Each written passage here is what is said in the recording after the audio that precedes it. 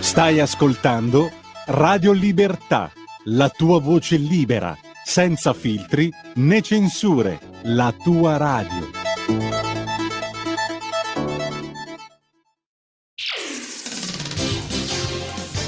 Sono le 7:30.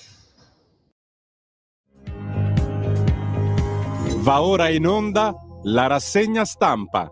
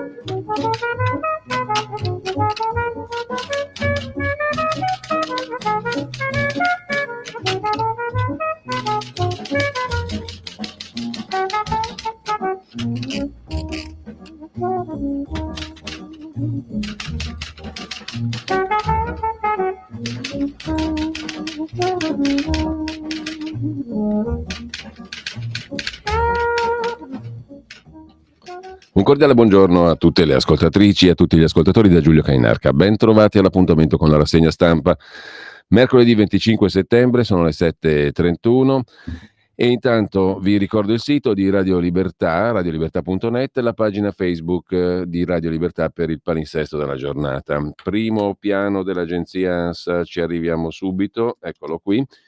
Per partire, Giorgia Meloni in apertura all'ONU, Israele rispetti il diritto e tuteli i civili. Nel discorso del premier italiano una bacchettata a Israele, l'auspicio di una nuova leadership palestinese, il rinnovo al sostegno all'Ucraina e l'invito alla comunità internazionale ad alzare la voce in Venezuela. Serve una nuova leadership palestinese e non bisogna voltare le spalle a Zelensky, cioè all'Ucraina. Meloni incontra Zelensky a margine dell'Assemblea dell'ONU.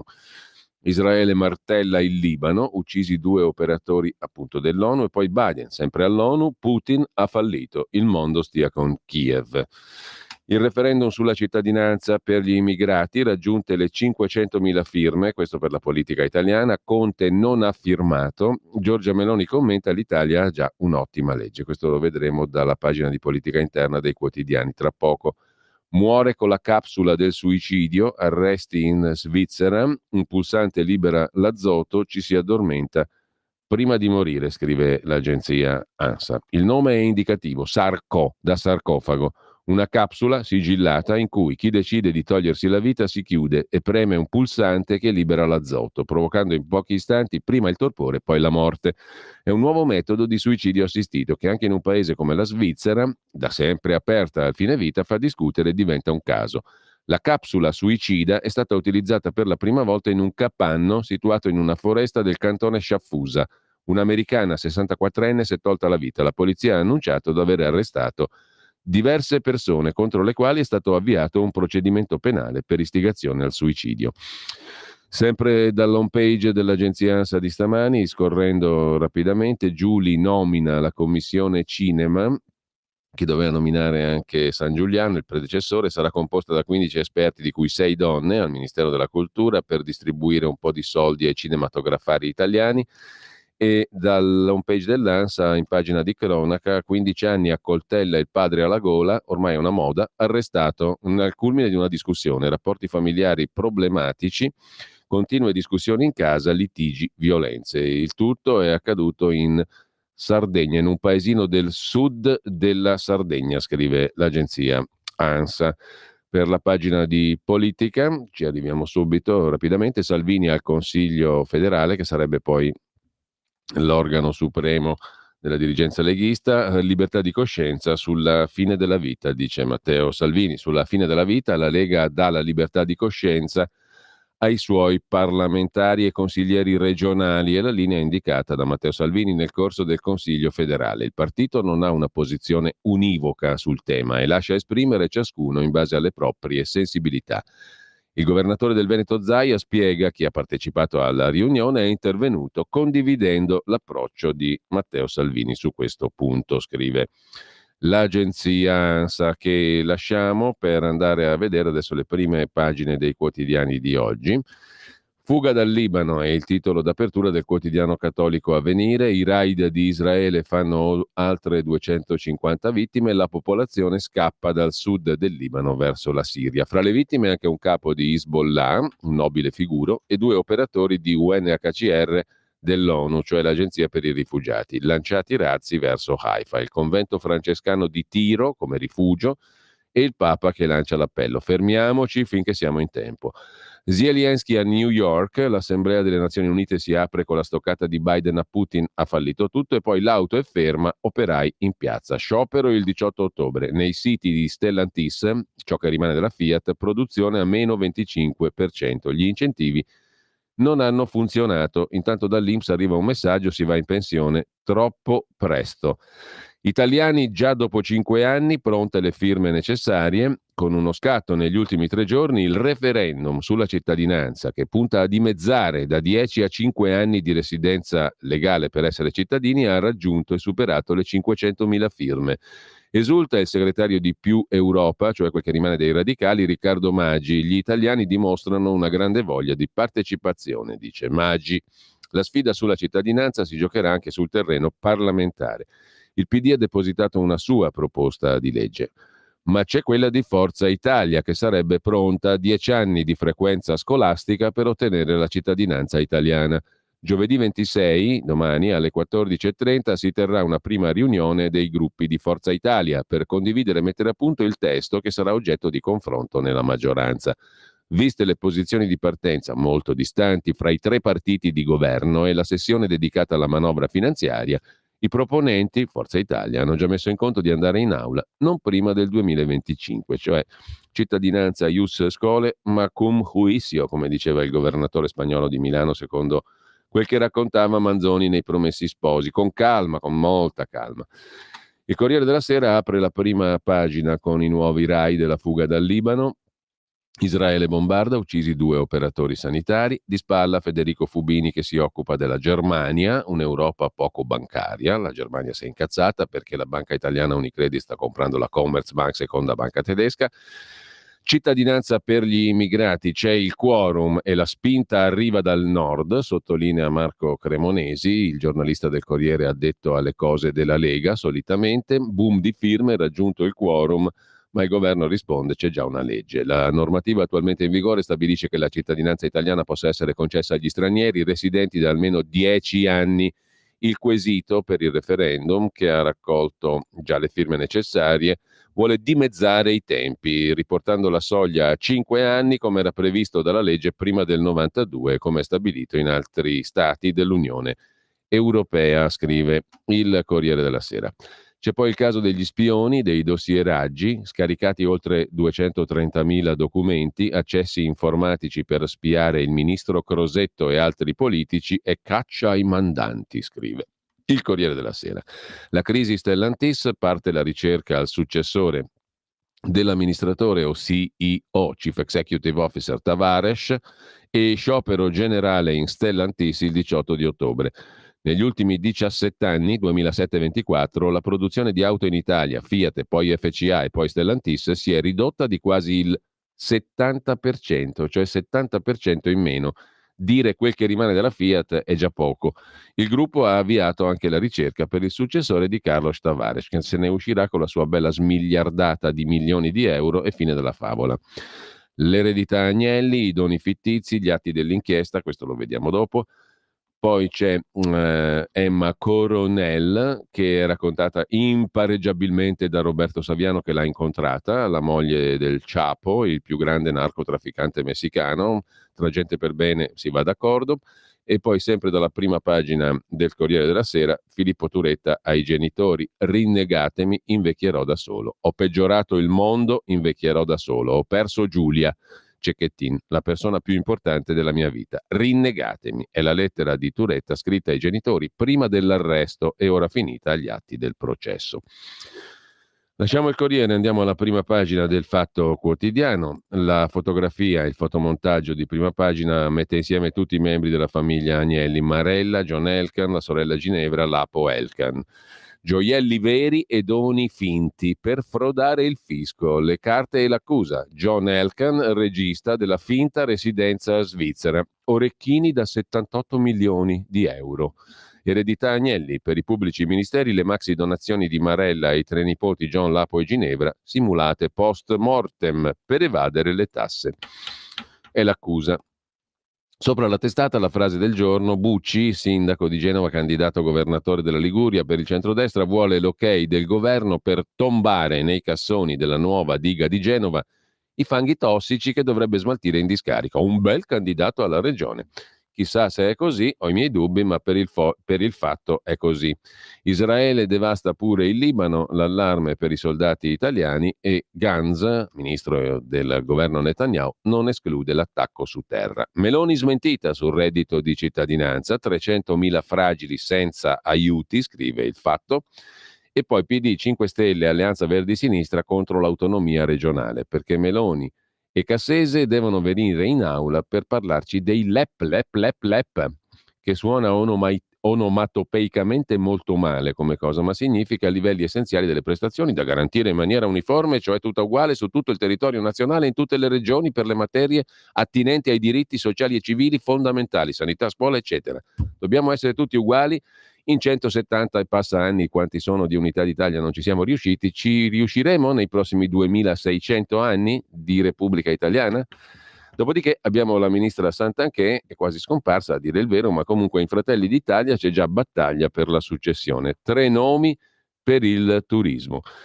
Il dottor Striano, finanziere, scaricò ben 200.000 atti dall'archivio della Direzione Nazionale Antimafia, e Selvaggia Lucarelli si occupa dell'ex compagna di Silvio Berlusconi, Francesca Pascale, che adesso diventa un'attivista senza attività e una star de sinistra. Il pezzo è divertente, a pagina 16, se ci avanza tempo poi lo leggiamo. Il Fatto lo lasciamo al suo destino per andare alla prima pagina de Il Giornale. Apertura con la giungla delle uscite pensionistiche, pensioni a rischio. Il primo assegno di pensione arriva in media a 64 anni, non a 67. Scandalo, così gli anticipi rendono difficile la sostenibilità a lungo termine, scrive Angelo Allegri, ed è il titolo, l'argomento, la questione di apertura de Il Giornale di oggi. A pagina 18, se non sbaglio, c'è l'articolo di dettaglio: pensioni a rischio per la giungla delle uscite. Rapporto annuale dell'INPS. L'età media oggi è 64,2 anni, il limite di vecchiaia è a 67, ma gli anticipi rendono difficile la sostenibilità a lungo termine. Dovete andare a lavorare finché crepate, italiane e italiani, che già lo sapete peraltro. Mentre sempre dalla prima pagina del giornale cosa c'è da segnalare? Nessuna evasione fiscale, prosciolti Sgarbi e la sua morganatica fidanzata Sabrina Colle.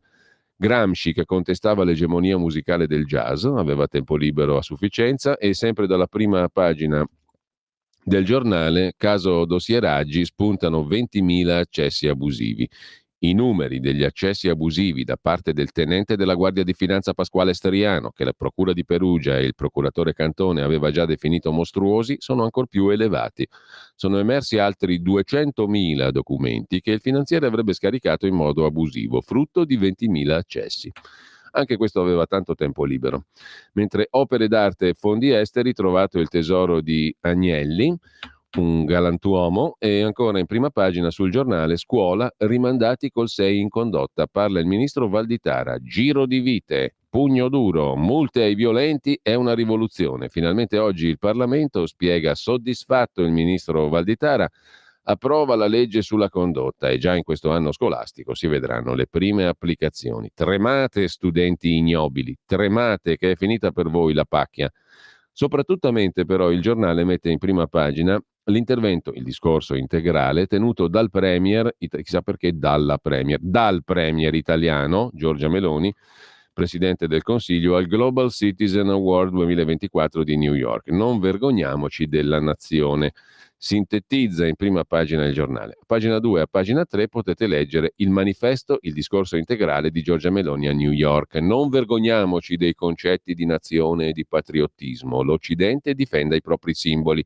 Dobbiamo contrastare il disprezzo montante verso la nostra civiltà e non pretendere però di essere superiori a tutti gli altri.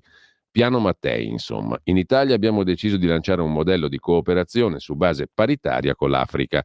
Tuteleremo la nostra libertà e i nostri valori, sono le armi che i nostri avversari temono di più. Combattiamo i trafficanti di esseri umani perché secoli fa si è combattuta la schiavitù. Nel pantheon degli intellettuali simbolo di Giorgia Meloni ci sono Roger Scruton, filosofo britannico, Michael Jackson, il cantante, Man in the Mirror, l'uomo nello specchio, Giuseppe Prezzolini e Donald Reagan. Con questo lasciamo il giornale e andiamo a dare un'occhiata anche alla prima pagina de Il Tempo di Roma, che apre ancora sulla questione degli spioni. Ci spiavano ancora, slitta la decisione del Tribunale del riesame sull'arresto di Striano e del magistrato già in pensione Laudati. Spuntano altri 200.000 accessi abusivi. Arrivo a dire, scrive il direttore Tommaso Cerno, che ha ragione il GIP, che non ha convalidato l'arresto di Striano e Laudati. In punta di diritto serve la prova che, lasciati liberi, potrebbero reiterare il reato, nel nostro caso il dossieraggio di migliaia di file politici a uso e consumo di trame, inchieste, campagne e fango. Ma a leggere bene le nuove carte depositate dalla Procura di Perugia all'udienza rinviata del Tribunale del riesame, i due non ricadono nella fattispecie, ma non per il motivo giusto, cioè che sono diventati innocui, per il motivo opposto. Il reato non è reiterabile perché non è mai terminato. Continuavano durante le indagini perché il sistema è più complesso di quanto pensiamo. Ci spiavano ancora, alla faccia dell'antimafia di De Rao, come se nulla fosse. O, peggio ancora, con la finalità di archiviare informazioni per un futuro. Se esiste un pezzo di Stato che lavora contro lo Stato, che succede quando lo Stato normale trova lo Stato deviato? Una domanda senza risposta nell'Italia dove conta solo l'accusa. Ultimo esempio, Vittorio Sgarbi, massacrato, conclude Tommaso Cerno, per un'evasione fiscale da 700.000 euro che non appena è passata dal tavolo del pubblico ministero a quello del giudice è caduta perché il fatto non sussiste. Sempre dal Tempo di Roma, appunto Sgarbi prosciolto dopo l'agonia, nessuna evasione fiscale, da underdog a pop star, il tour di Giorgia fra Elon Musk e le Nazioni Unite, poi Roma e il sindaco Gualtieri che si ricandida a sindaco di Roma, l'intervista a Mara Carfagna sull'imprescindibile tema del campo largo, nel quale dice Carfagna ero a disagio, ho lasciato Azione, per coerenza ora vaticino, voglio, desidero un centro forte. La solita storia poi sulla mafia, il giubileo e la mafia, le mani dell'Endrine su ristoranti e bar a Roma, capirai che novità. E infine la cronaca nera, violentata e rapinata a Porta Pia. Arrestato un marocchino, trascinata nel sottopasso mentre tornava a casa, ma anche questa diciamo è una roba abbastanza normale. Infine il libro recensito da Daniele Capezzone, anzi un estratto del libro di Daniele Capezzone che è uscito ieri in libreria, Occidente, noi e loro, le nostre capitali off limits per gli ebrei. Scrive il Tempo in prima pagina. Repubblica cosa ci racconta? Il quotidiano diretto impareggiabilmente da Maurizio Molinari. Una valanga di firme, referendum sulla cittadinanza, obiettivo 500.000 raggiunto, boom di adesioni al quesito lanciato da Più Europa che dimezza i tempi per diventare italiani. I partiti si accodano, i leader di centrosinistra firmano tutti, tranne Conte e Calenda. Meloni osserva la legge attuale va bene così com'è. E poi c'è la furia di Erdogan, questo è un tema interessante che solo Repubblica mette in prima pagina, la furia del presidente turco Recep Tayyip Erdogan contro l'Occidente. Ed è un pezzo interessante quello che incornicia l'arringa del sultano contro l'Occidente. Siamo sempre in sede ONU. I valori dell'Occidente stanno morendo, dice il presidente turco, che paragona Netanyahu a Hitler, recita il De Profundis per le Nazioni Unite e condanna lo scandalo della parata olimpica. Poi vedremo meglio le argomentazioni di questo soggetto coi quali prima o poi qualcuno farà i conti. Molti li stanno già facendo, a dire il vero, purtroppo per loro. E sempre dalla prima pagina di Repubblica, cosa c'è di interessante? Niente, andiamo alla Stampa di Torino, il quotidiano gemello di Repubblica per parte di Agnelli Elkan Si occupa del raid in Libano, strage di civili e dell'allarme dell'Inps. Troppi vanno in pensione anticipata. E poi il femminicidio di Torino, una tunisina uccisa dal compagno, anche lui tunisino, che era già sottoposto a restrizioni e divieti, Ruà uccisa dal marito di fronte ai 2 figli, il bracciale elettronico era stato disattivato, scrive La Stampa in prima pagina. Il ballo in Musk di Giorgia Meloni, simpatico il titolo, e poi sempre dalla prima pagina della Stampa un elogio della lentezza che aiuta il pensiero, un tema di straordinario interesse, e torniamo imperfetti per restare umani, Torino spiritualità, anche questo è un tema di straordinario, meraviglioso interesse. E sempre dal primo piano, ma della Verità, cosa ci racconta Maurizio Belpietro questa mattina? Non abbiamo, purtroppo, dopo andiamo a vedere anche Italia Oggi, ma non c'è, Magnaschi è caduto, si è fatto male alla spalla, quindi non può mandarci l'audio video che ogni giorno ci regala il direttore di Italia Oggi, Pierluigi Magnaschi. Per il momento non li abbiamo perché egli è infortunato e gli facciamo tutti gli auguri del caso, naturalmente. E intanto, dicevamo, La Verità apre con un virgolettato: Agnelli, truccato anche un libro per evadere e truffare lo Stato. Il pezzo è di Fabio Amendolara, l'ordinanza che dispone il sequestro di 74 milioni e 800 mila euro agli Agnelli.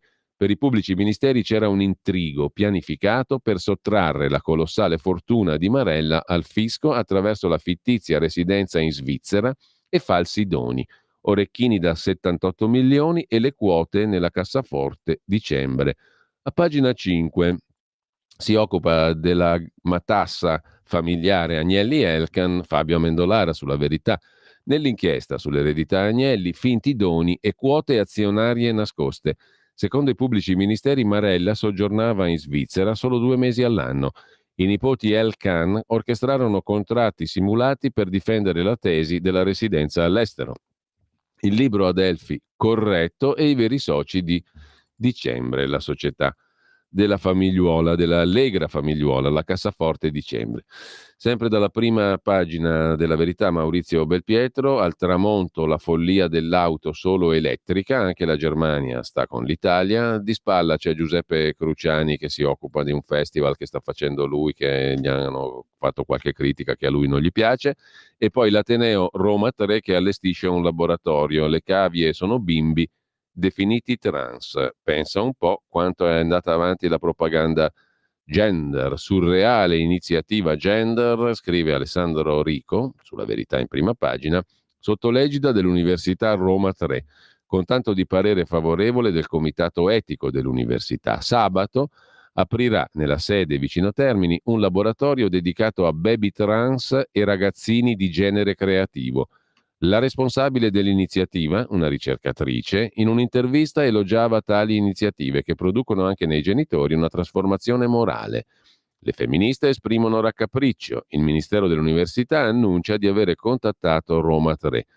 Vuole verificare se il progetto sia compatibile con l'erogazione di fondi pubblici, ossia i nostri soldi, scrive La Verità in prima pagina. In chiesa si prega contro i lavoratori autonomi, si occupa Paolo Del Debbio di una serie di parrocchie, a quanto pare del Leccese, dove durante la messa si legge un testo che accusa le partite IVA di non pagare le tasse e affamare i poveri.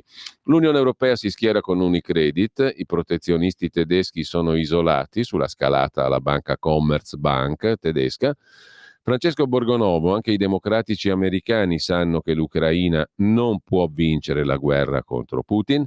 E infine alluvione, il sindaco di sinistra accusa la regione, anche un testimone non di destra, il sindaco PD di Castel Bolognese, certifica le lentezze e i silenzi dell'Emilia Romagna sulla gestione della lotta al dissesto idrogeologico in regione.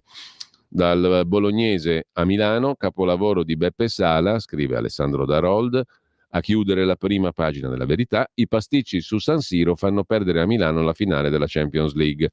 La finale di Champions del 2027 non si giocherà a Milano. Le liti di Beppe Sala con Inter e Milan hanno costretto la UEFA alla retromarcia. Il comune non può garantire che in quel periodo San Siro non sarà in ristrutturazione. Andiamo a vedere anche la prima pagina di Libero. L'apertura su Striano ma vero, 200.000 spiate, dossieraggio infinito, gli atti scaricati sono il quintuplo del previsto, un appello a Fontana e La Russa, i presidenti di Camera e Senato. Ora si consenta l'audizione dell'ex procuratore antimafia De Rao, scrive Daniele Capezzone nel pezzo d'apertura di Libero. Appello ai presidenti di Camera e Senato. De Rao deve deporre in antimafia, l'ex procuratore nazionale antimafia che è diventato parlamentare dei 5 Stelle. I nuovi atti dei pubblici ministeri di Perugia che indagano sullo scandalo degli spioni confermano la gravità della situazione, con una anomalia: il ruolo dell'ex giudice Cafiero De Rao, oggi parlamentare 5 Stelle. Fontana e La Russa facciano il possibile perché De Rao venga audito in commissione antimafia. Deve deporre. Un libro di Marella Agnelli usato per frodare il fisco, scrive anche Libero in prima pagina. Nel mirino della procura che ha ricostruito le manovre degli Elkann Agnelli per sottrarre beni dall'eredità e pagare meno tasse, anche il libro della moglie di Gianni Agnelli in cui diceva di vivere in Svizzera dopo il sequestro da 74,8 milioni di euro. Mario Secchi si occupa nell'editoriale dell'invidia per Giorgia e Elon Musk, la farsa a centropagina del referendum sulla cittadinanza, la sinistra esulta come se avesse già vinto, il quesito però rischia la bocciatura da parte della Corte Costituzionale. Infine, Francesco Specchia, il PD molla Amadeus, i suoi ascolti vanno ancora giù, una cosa di un interesse unico, e poi Sandro Iacometti, finalmente la CGIL difende chi lavora, sciopero contro Stellantis. Alessandra Gonzato, in Ateneo un laboratorio per i bimbi trans, abbiamo visto prima, a Roma, all'università, follia LGBT, i nostri soldi usati per i soldi del PNRR usati per fare questo laboratorio trans. L'Ateneo di Roma 3, l'Università Roma 3, di cui parlava prima La Verità. Tornando a Libero, sempre dalla prima pagina, va segnalato ancora il pezzo di Luca Beatrice sui compagni che boicottano Chi tocca la cultura, il Festival di Torino, la roba con cui aveva a che fare il Cruciani di cui sopra, e infine nei sondaggi Netanyahu cresce ancora dopo la campagna contro i terroristi. Con questo lasciamo anche Libero e andiamo adesso a dare un'occhiata veloce a Italia Oggi.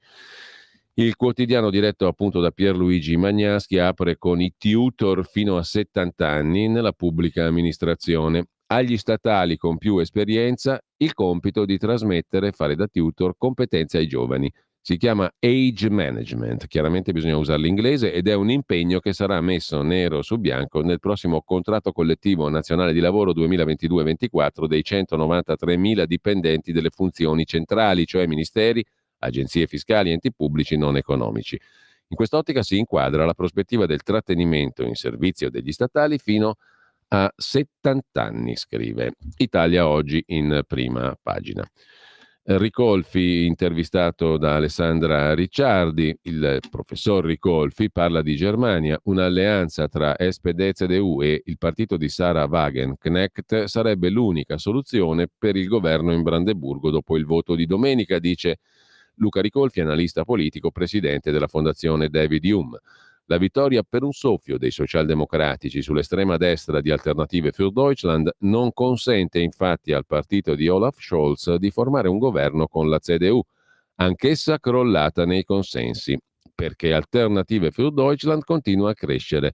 Ha guadagnato altri 6 punti rispetto al 2019 e ha ridotto di 1 punto il distacco con l'SPD, nonostante la chiamata alle armi degli elettori per fermare l'onda nera, osserva Luca Ricolfi. Infine il diritto e rovescio del direttore Magnaschi. Non abbiamo l'audio video per l'infortunio di cui dicevo, ma naturalmente ogni giorno il direttore Magnaschi scrive il suo corsivo in prima pagina su Italia Oggi. Il 20 luglio 1969 gli americani mettevano piede per la prima volta sulla Luna. Un'avventura fantastica che ai nostri occhi di ragazzini apriva praterie sconfinate all'immaginazione e ci faceva sognare un futuro di tecnologie fantastiche che avrebbero risolto gran parte dei problemi dell'umanità. Un adolescente oggi sente invece parlare di cercapersone che esplodono contemporaneamente facendo migliaia di morti e feriti, di guerre combattute in trincea contro droni assassini che vengono lanciati contro i soldati o contro carri armati, trasformandoli in tombe d'acciaio.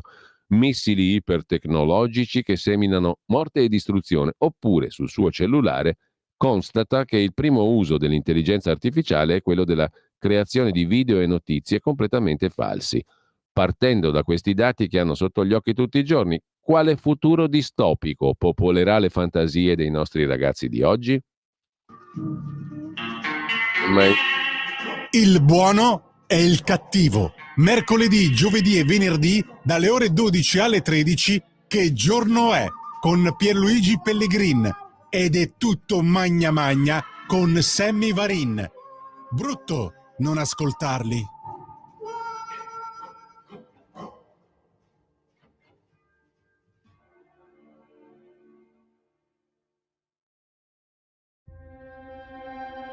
I film sono sogni che non dimenticherai mai. Che genere di film faremo? Movie Time, la magia del cinema. Ogni sabato dalle ore 16. Qual è stata la tua parte preferita? Radio Libertà, la tua radio. È impossibile. Solo se pensi che lo sia. Non è meraviglioso? Prima pagina del Foglio, l'Andreas Version di Andrea Marcenaro. Cos'è in fondo la pace? L'ascolto delle ragioni altrui. E si sono alzate di nuovo al cielo le preghiere domenicali di Papa Ciccio. Come dargli torto? Già il Talmud per iscritto insegnava: chi salverà un solo uomo salverà il mondo intero.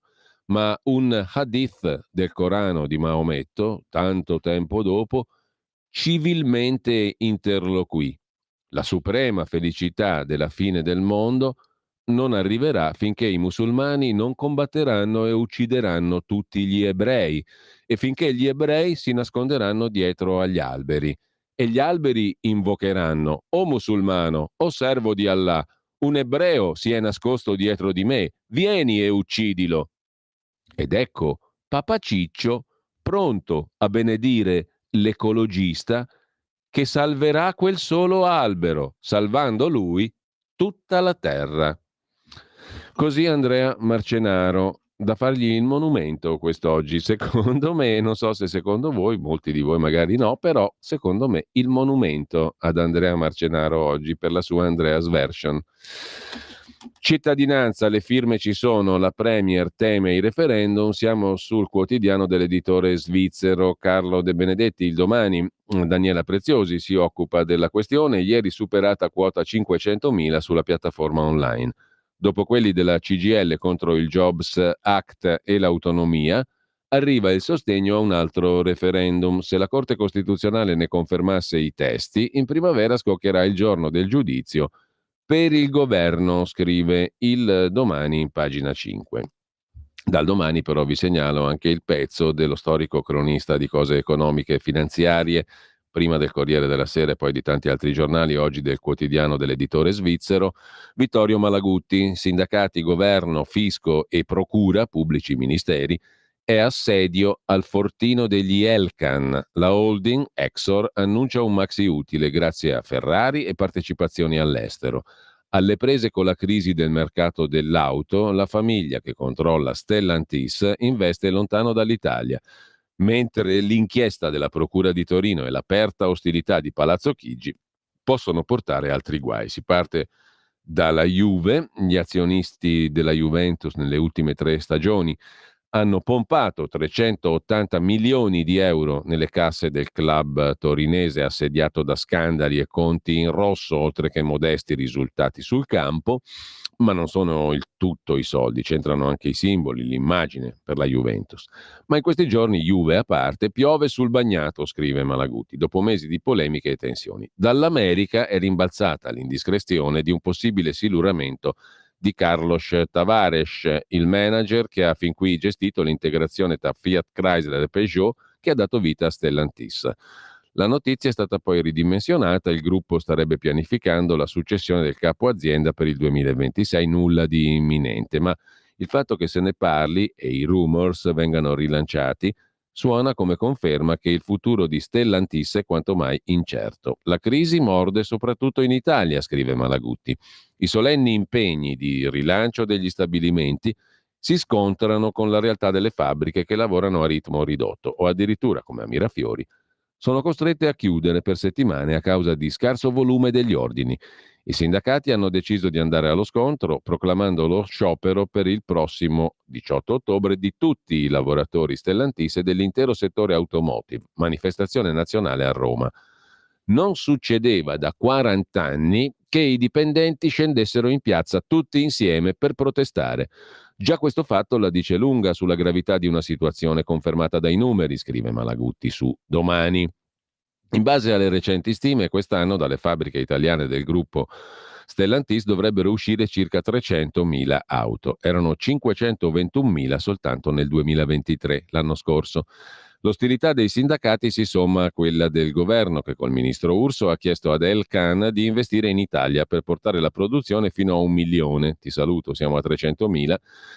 Veicoli naturalmente, contando anche furgoni e simili. Nel 2023 sono arrivati a quota 230.000.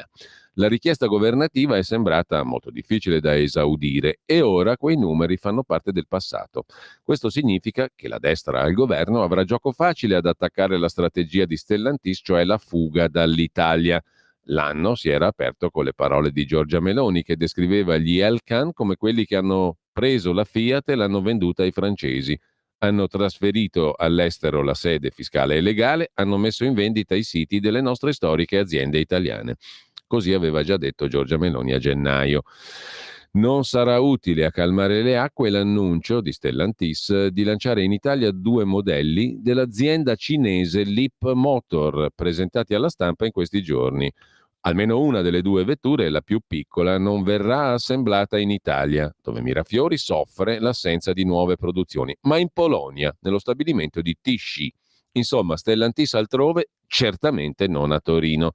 Il problema per gli Elkann, oltre a John, anche il fratello Lapo e la sorella Ginevra, è che da Torino riemergono le vicende di famiglia, una contesa sull'eredità di Marella Caracciolo, prima ancora di Gianni Agnelli.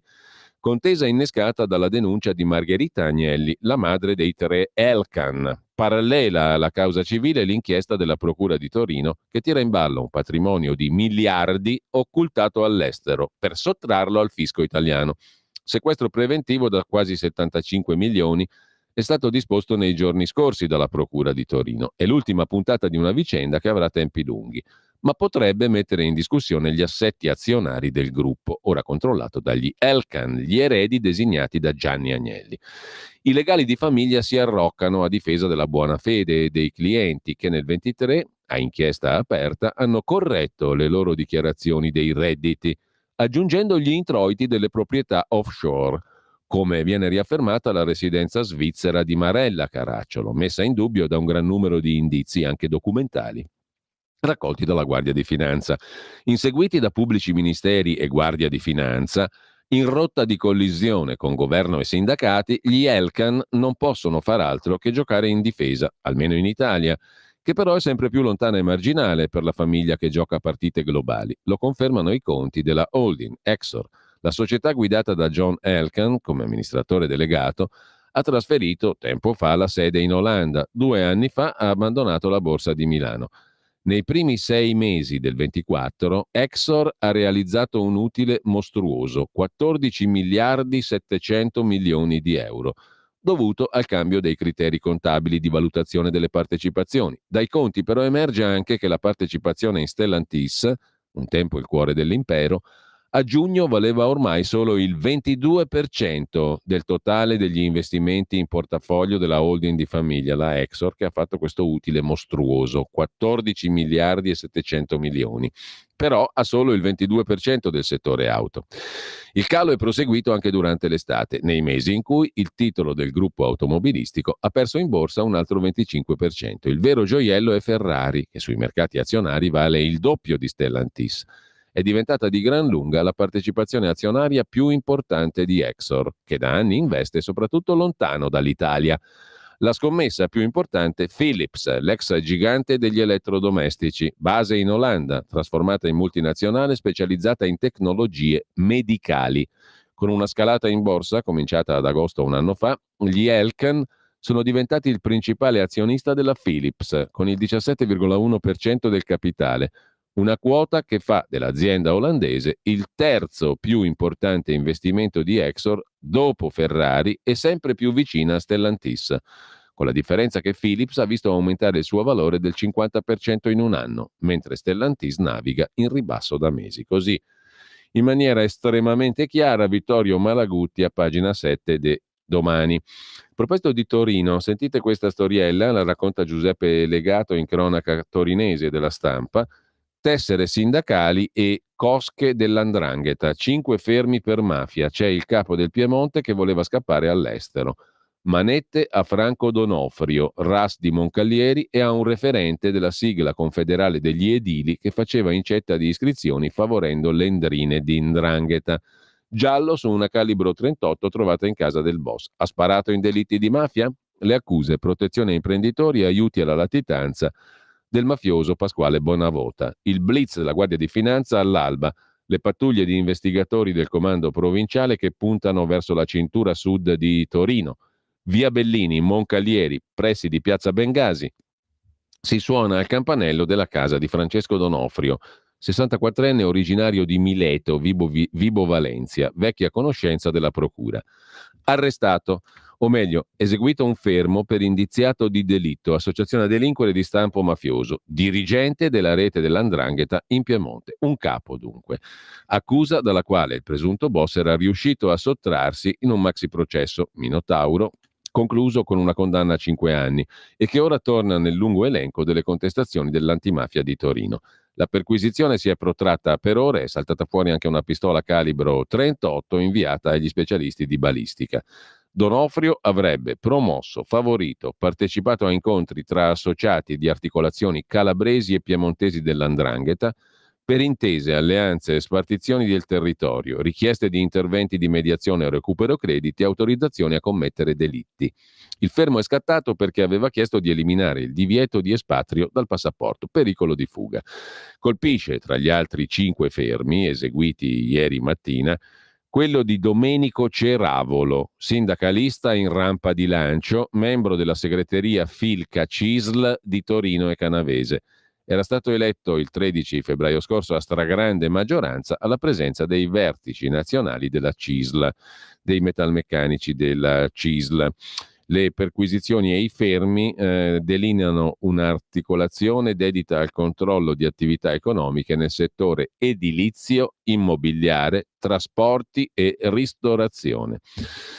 Così sulla Stampa di Torino di oggi. Intanto da Torino a Milano i periti hanno detto che per il comune di Milano c'è stato un danno da 5 milioni e 500 mila euro nel progetto Bosco Navigli, curato dall'architetto star Stefano Boeri, quello del Bosco Verticale, celeberrimo. Il danno subito dal comune di Milano, per un valore di monetizzazione non conforme alle leggi, è stato pari a 5 milioni 548 mila euro.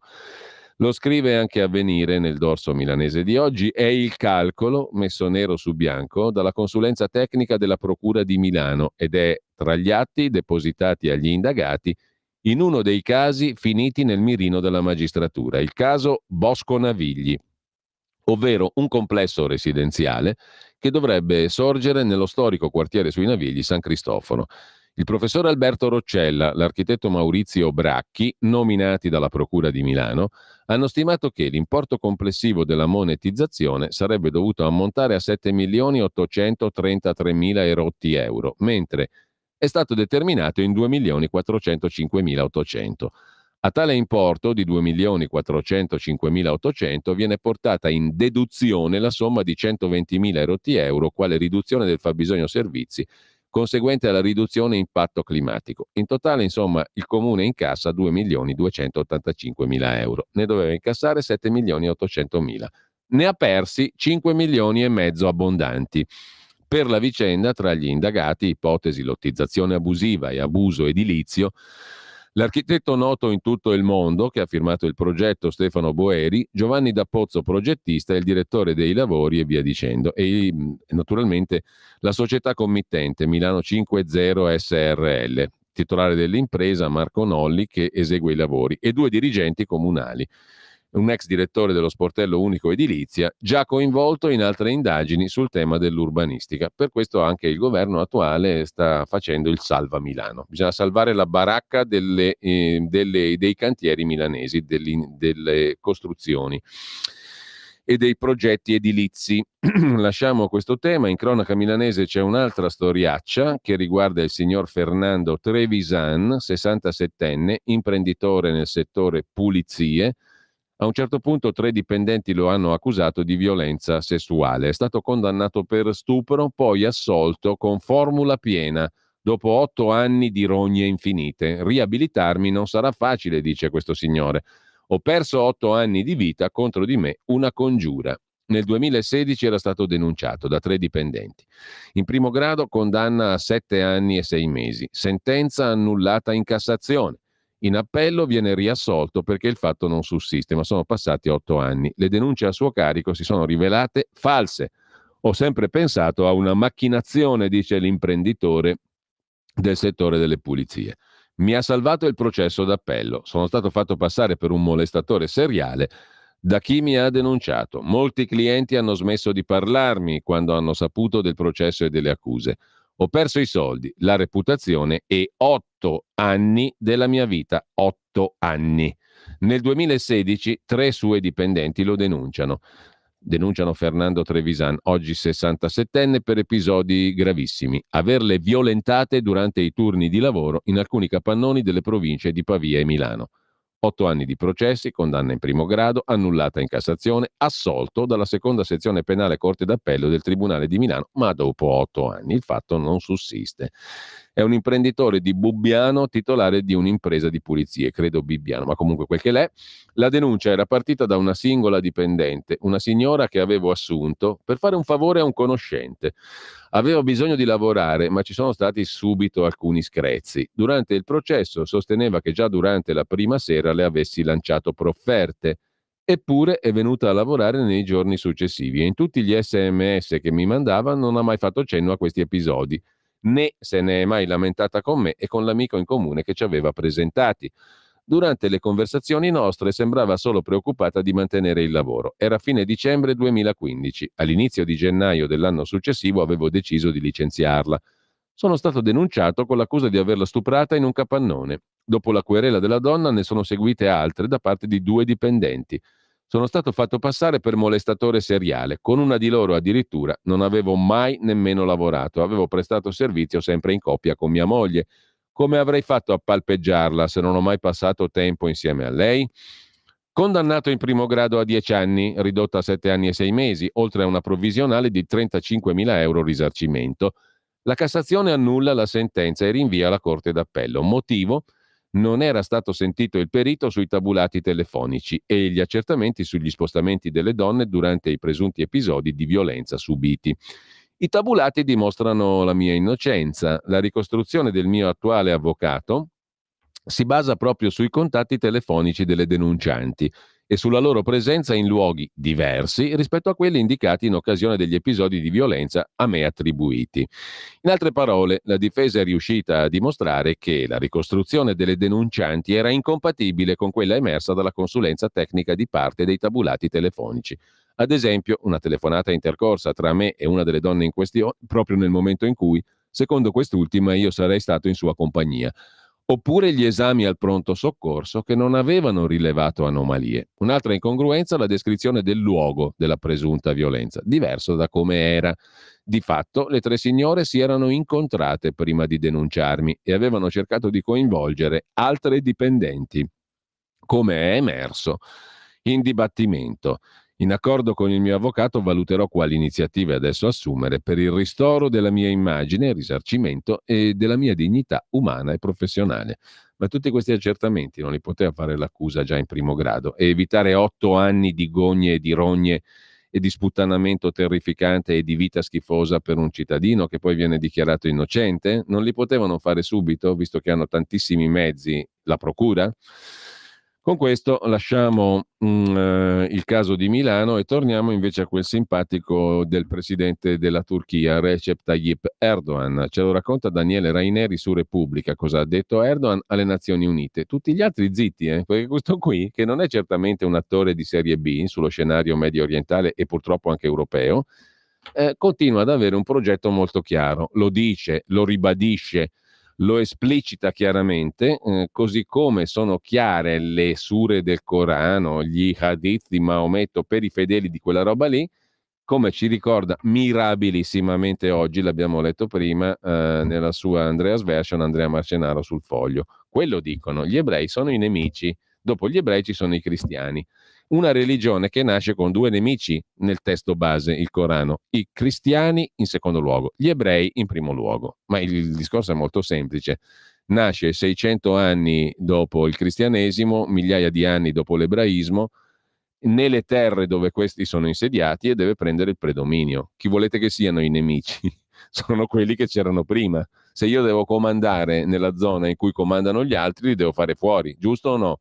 Al di là delle religioni. Il Corano questo dice, perché è un testo politico prima ancora che religioso, secondo l'ottica di chi lo legge qui, secondo me in Occidente. Se uno lo legge qui, il Corano, si fa una bella idea, che è un testo politico. Per il resto è tutta una scopiazzatura dalla Bibbia. Quello che era Yahweh diventa Allah, ma tutto il resto è copiato dalla Bibbia in grandissima parte. Cioè gli ebrei che voglio eliminare, gli frego anche il materiale religioso, chiamo il loro Dio in un'altra maniera, lo faccio più bello e cattivo e massiccio, che ce l'ha con quelli lì, per farli fuori. Sintesi, diciamo, un po' grossolana, ma quello è se leggi il Corano con occhio laico. Ad ogni modo, il presidente turco Erdogan, vero che gli armeni sanno chi è, ha parlato ieri all'Assemblea Generale delle Nazioni Unite e ha fatto un discorso dai toni durissimi, che tutti quatti commenta nessuno. Contro Israele, contro i valori dell'Occidente, ha detto Erdogan, complice di Netanyahu, che stanno morendo nella striscia di Gaza, i valori dell'Occidente. Contro le Nazioni Unite, che non ottengono nulla e non sono all'altezza del compito. Qualche passaggio del discorso di Erdogan. Cosa ha detto il presidente turco? Il quale può essere accusato di tutto tranne che di parlare apertamente. Questo qua ce lo ritroviamo, lui o i suoi successori, come protagonista nei prossimi anni. Segnatevelo sul diario. Proprio come Hitler fu fermato da un'alleanza dell'umanità 70 anni fa, così Netanyahu e la sua rete omicida devono essere fermati da una nuova alleanza dell'umanità. È la seconda volta, nota Daniele Raineri su Repubblica, che Erdogan fa un paragone tra il primo ministro israeliano Netanyahu e Adolf Hitler. Era già successo nel luglio del 18. Netanyahu aveva risposto che Erdogan è un massacratore di curdi e siriani, curiosamente non di armeni, e che sotto di lui la Turchia sta piombando in una dittatura buia. Poi il leader turco ha attaccato l'Occidente. Perché ha detto Erdogan ieri alle Nazioni Unite, all'ONU? I suoi valori stanno morendo per l'indifferenza e la complicità per quel che succede nella striscia di Gaza e perché non sta facendo nulla per prevenire il genocidio. Le Nazioni Unite, vediamo che l'ONU si sta trasformando in una struttura disfunzionale, ingombrante, inerte. Gli israeliani, ha detto Erdogan, fanno a pezzi la Carta delle Nazioni Unite dal podio delle Nazioni Unite e sfidano spudoratamente il mondo intero da questo podio.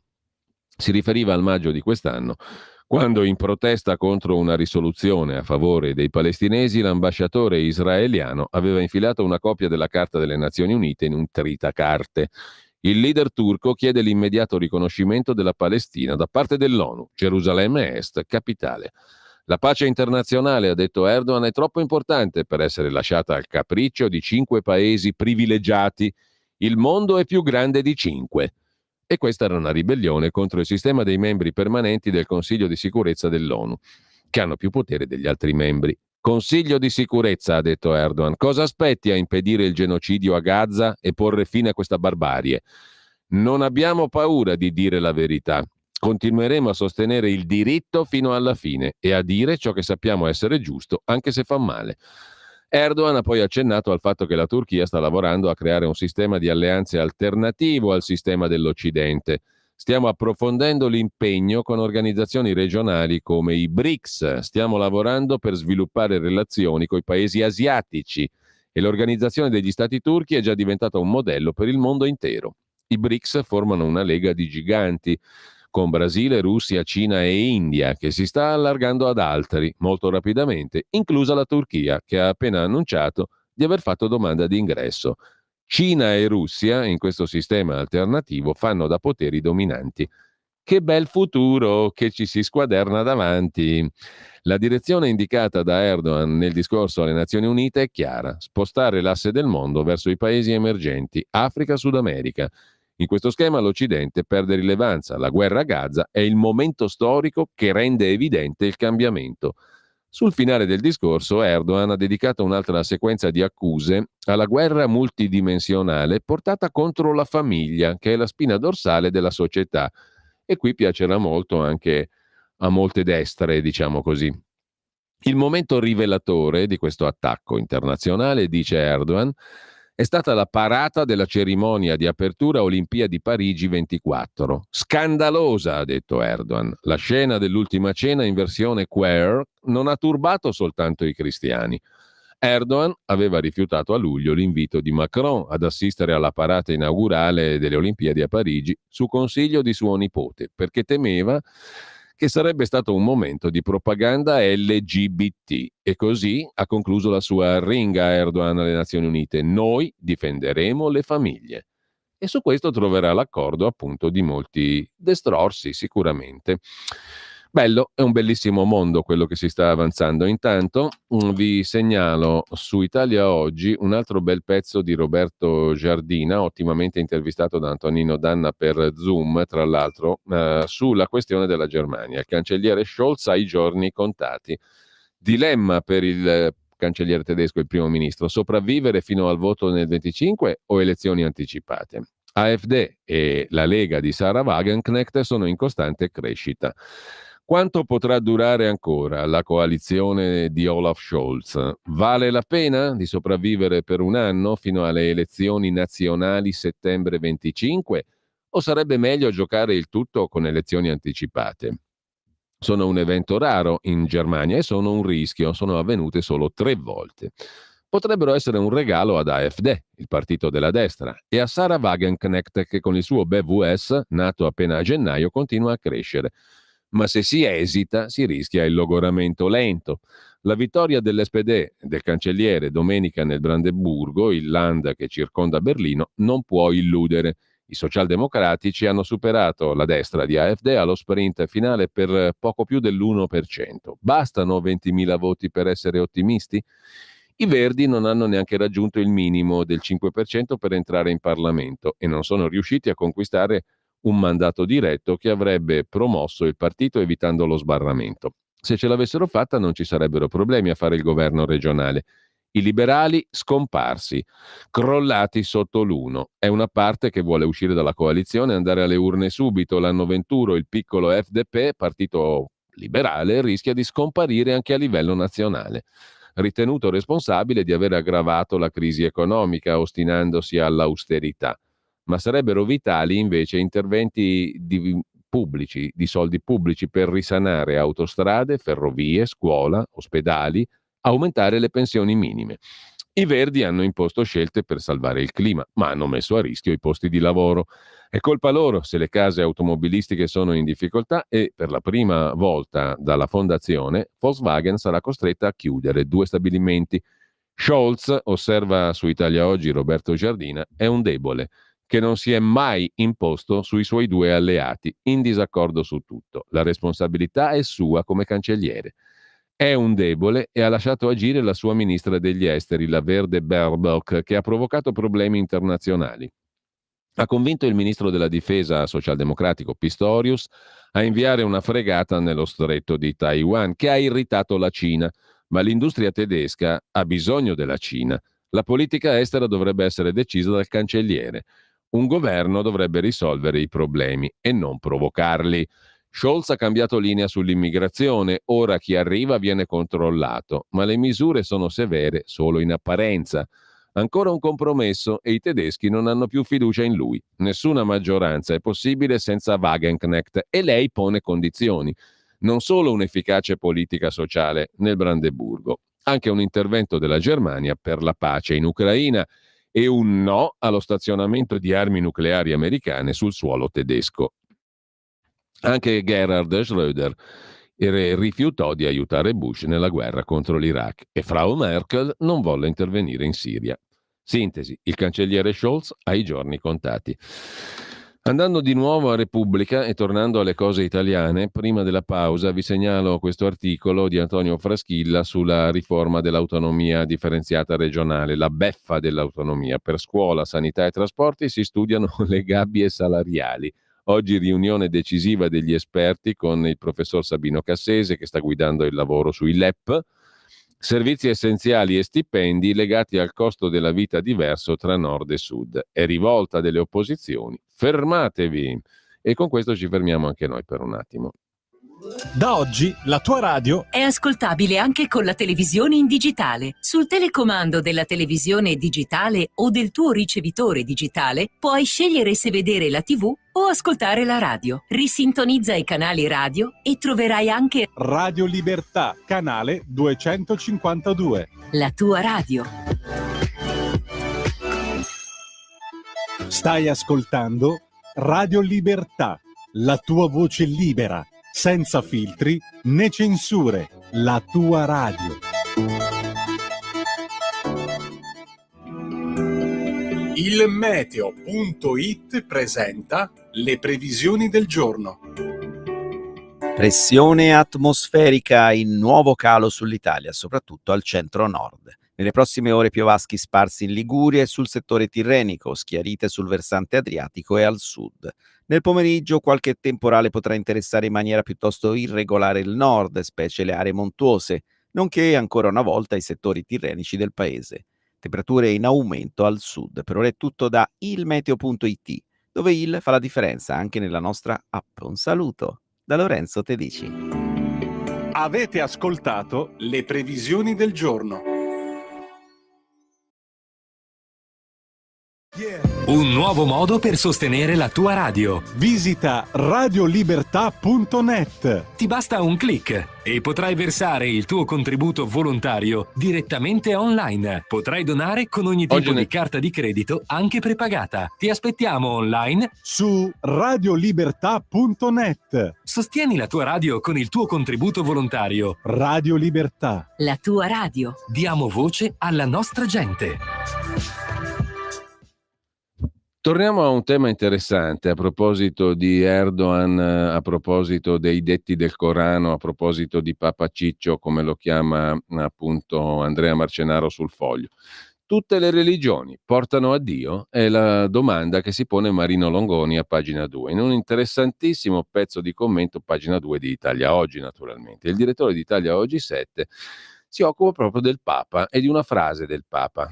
Tutte le religioni sono un cammino per arrivare a Dio, ha detto qualche giorno fa Papa Francesco a Singapore a un gruppo di giovani di religioni diverse e ha spiegato che le diverse religioni possono essere considerate diverse lingue, diversi idiomi per arrivare a Lui con la L maiuscola, cioè a Dio, tanto che nessuno può dire che il mio Dio è più importante del tuo.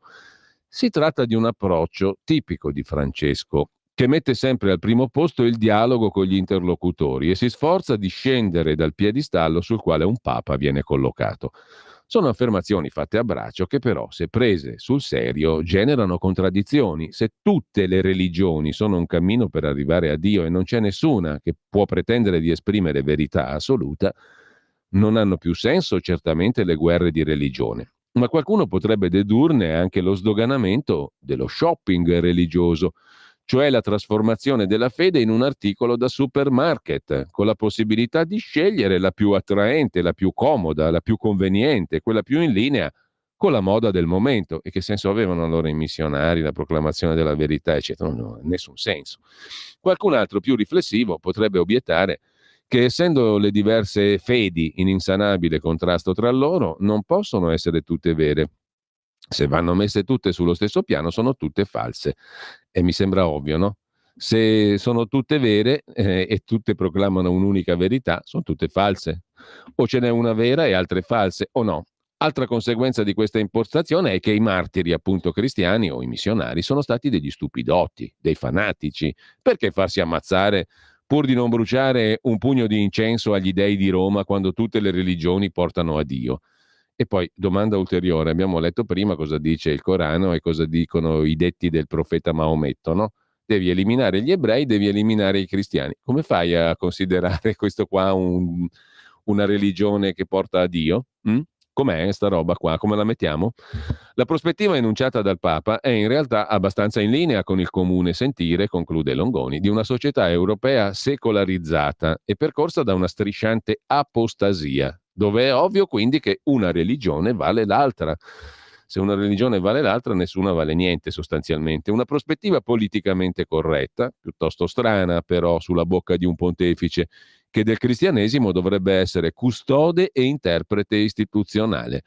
Molto differente dalla posizione del Concilio Vaticano II, che riconosceva a tutte le religioni la possibilità di riflettere un raggio di verità che illumina gli uomini, ma subito dopo ricordava che solo Cristo è via, verità e vita, Giovanni 14,6, e solo in Lui si trova la pienezza della vita religiosa. Se no va ben tutto, no? E se va ben tutto, va bene anche quello che dice che il nemico sono io? Come la mettiamo? Oppure va bene quello che va bene anche quello? Ve lo ricordate quello di Corrado Guzzanti? Un pezzo di legno, quello era la divinità in questione. Se a me piace, scusate, se quella è una via per raggiungere Dio, perché quello non va bene? È come Yahweh, è come Dio, è come Gesù Cristo. Quel pezzo di legno lì, per me è una via per raggiungere la verità. E il Signore è Dio. Comunque, andiamo adesso a segnalare un paio di articoli per il sito di Radio Libertà, che poi continuerà a ospitare anche in guisa di rassegna stampa, anche se propriamente non lo è, la conversazione con Maria Cristina Fontana, la figlia del presidente della regione Lombardia, che abbiamo avuto ieri, con il suo avvocato difensore, l'avvocato Fabio Schembri, che conoscerete per la questione della strage di Erba, uno degli storici difensori di Olindo Romano e Rosa Bazzi. Ne abbiamo parlato ieri appunto con Maria Cristina Fontana, figlia del presidente Lombardo, e con l'avvocato Schembri che la difende contro Report. La questione è quella della libertà di informazione, naturalmente di base, ma soprattutto che informazione?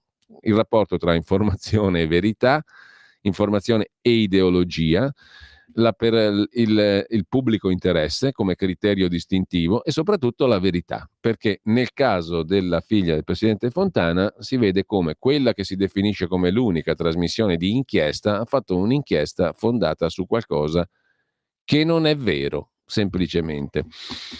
Ma potete poi sul sito di Radio Libertà risentire la conversazione di 30 minuti circa che abbiamo avuto ieri appunto con la figlia del presidente Fontana, che è un avvocato a Varese, che ha fatto tante cose come professione, come avvocato, e con il suo difensore Schembri. Intanto andiamo appunto agli articoli di oggi, gli altri due per la homepage di stamani, della giornata di oggi, anzi. Intanto la conversazione di Alessandra Ricciardi a pagina 4 di Italia Oggi con il professor Luca Ricolfi sulla Germania. L'alleanza tra SPD e CDU e BSV di Sarah Wagenknecht sarebbe l'unica soluzione per dare un governo in Brandeburgo dopo il voto di domenica. Hanno vinto per pochissimo i socialdemocratici dell'SPD sull'estrema destra di AfD. Tutto questo non consente al partito di Olaf Scholz, appunto il socialdemocratico, di formare un governo con la CDU che è crollata nei consensi. Alternative für Deutschland, la destra, continua a crescere, ha guadagnato altri 6 punti rispetto al 19 e ha ridotto di 1 punto il distacco con l'SPD, con il Partito Socialdemocratico, nonostante la chiamata alle armi degli elettori da parte dei politici per fermare l'onda di destra, l'onda nera. Il partito personale di Wagenknecht, la nascente stella nata a sinistra, che dalla sinistra ha preso le distanze, ha un bottino prezioso, 14 seggi su 88 totali. Ma bisogna vedere, dice Ricolfi, se i partitoni storici, socialdemocratici, cristiano-democratici, sono pronti ad accettare le condizioni di Sarah Wagenknecht, cioè contrasto all'immigrazione irregolare, frenata sulle politiche green, sordina sui diritti LGBT. Che partito è Sara Wagenknecht, la Lega di Sara Wagenknecht? Se vogliamo continuare a usare categorie destra-sinistra, risponde Ricolfi, quello fondato da Wagenknecht è un partito sia di destra sia di sinistra. Incorpora idee socialdemocratiche, tasse sui ricchi, welfare, e idee convenzionalmente ma erroneamente associate solo alla destra, come fermare gli ingressi irregolari di stranieri. Con Sara Wagenknecht bisogna fare i conti anche alle politiche tra un anno. AfD non ha sfondato in Brandeburgo, in realtà AfD, osserva Ricolfi, ha guadagnato 6 punti rispetto al 19 e ha ridotto di 1 punto il distacco con SPD. La sensazione di una battuta d'arresto deriva solo dal confronto coi successi in Turingia e Sassonia, dove AfD ha sfondato il 30%. Ma a mio parere, osserva Ricolfi, non si deve dimenticare che il Brandeburgo è storicamente socialdemocratico, governato da SPD fin dall'unificazione della Germania 35 anni fa. Che in un contesto simile, con la chiamata alle armi degli elettori per fermare l'onda nera, AfD sia cresciuta ancora fino al 30% è uno straordinario segnale di forza. Un segnale molto più forte dei successi in Sassonia e Turingia, storicamente conservatori. Ha vinto SPD o Scholz? Tutti e due hanno vinto, ma entrambi hanno perso. SPD ha vinto perché ha aumentato i consensi ed è il maggior partito. Scholz ha vinto perché il successo in Brandeburgo ha evitato la crisi del governo nazionale e la messa in discussione della sua ricandidatura. Entrambi hanno perso perché SPD non ha seggi per formare un governo con CDU e Scholz non può nascondersi che il successo dei socialdemocratici in Brandeburgo è stato ottenuto tenendo fuori lui dalla campagna elettorale. Un po' come succede da noi in Veneto e Friuli, dove il consenso a Zaia e Fedriga si giova della loro lontananza da Salvini. SPD e CDU assieme non avrebbero la maggioranza. Che scenario si prospetta? Anche se volesse tradire il patto antinazista, la CDU non ha abbastanza seggi per formare un governo con AfD. Le uniche soluzioni, governo di minoranza, SPD-CDU, oppure includere Sara Wagenknecht, che ha ben 14 seggi su 88. Quanto al partito di Sara Wagenknecht, ha superato la soglia del 10% e può essere l'alternativa per una coalizione di governo che tenga fuori AfD.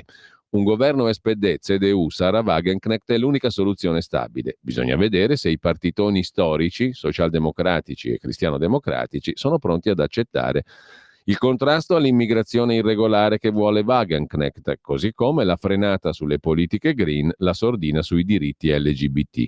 E la questione della guerra in Ucraina. Wagenknecht è ostile all'invio di armi in Ucraina, ma dovrà fare un passo indietro perché è una questione che si decide a livello federale e non in Brandeburgo.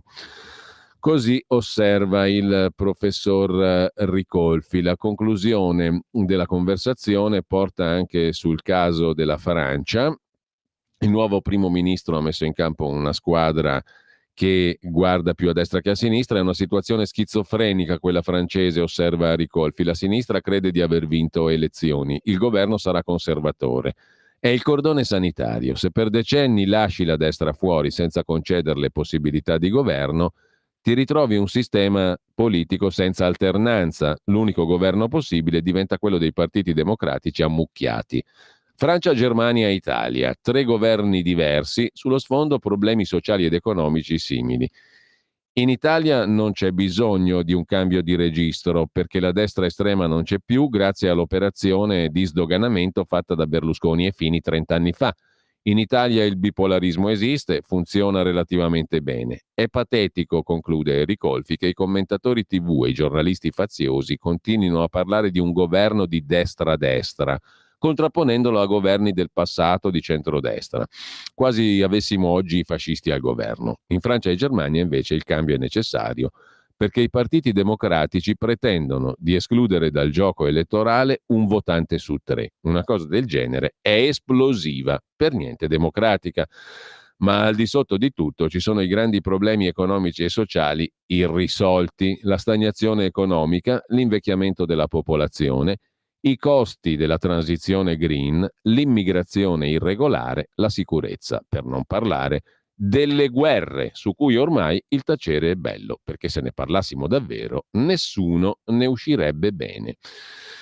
Così Luca Ricolfi. L'altro articolo che vi segnalo per il sito poi di radiolibertà.net è su Avvenire, pagina 8, giovani nel tunnel di crack e chetamina. Oggi se ne occupa solo Avvenire di questa ricerca del CNR, sostanze psicoattive con effetti pesanti. Secondo un'indagine CNR, Centro Nazionale Ricerche, il 38,6% di studenti fra 15 e 19 anni ha provato sostanze illegali, cannabis al primo posto, ma i quindicenni prediligono gli psicofarmaci con effetti pesanti. Il fenomeno ha dei contorni ampi. Quando lo scorso anno l'indagine ESPAD del CNR ha chiesto agli studenti tra 15 e 19 anni quanti di loro avessero provato una sostanza illegale, il 38,6% di loro ha dato una risposta affermativa. Sì, le avevano provate. L'Atlante delle risposte spalanca una fotografia. La cannabis è la droga più utilizzata, provata dal 28% degli studenti. Al secondo posto psicofarmaci senza prescrizione medica, assunti almeno una volta per sperimentarne gli effetti dal 17,8% dei ragazzi tra i 15 e i 19 anni. Se si restringe il campo ai soli quindicenni, gli psicofarmaci sono al primo posto, 16,8%, precedendo perfino la cannabis. Poi ti meravigli se uno ti pianta un coltello in gola o fa fuori la famiglia. Hashish o marijuana, in alcuni casi cocaina, eroina, sempre più spesso le nuove sostanze psicotrope e anche appunto i farmaci o psicofarmaci. È un consumo a volte carsico, a volte manifesto, abbraccia il tempo libero, il fine settimana e si spinge fino a scuola. Come conferma una rapida rassegna della cronaca. A Firenze, 2 settimane fa, la prefettura potenzia la videosorveglianza nei pressi di istituti scolastici contro lo spaccio. A metà settembre, Vittorio Veneto, Treviso, i carabinieri fermano un minorenne all'uscita da scuola con hashish. A giugno, Piacenza, indagine sullo spaccio tra minorenni fuori da scuola, 6 denunce. A fine maggio, a Gemona, Udine, un pusher intercettato fuori da scuola superiore con hashish, anfetamina e suboxone, un oppioide.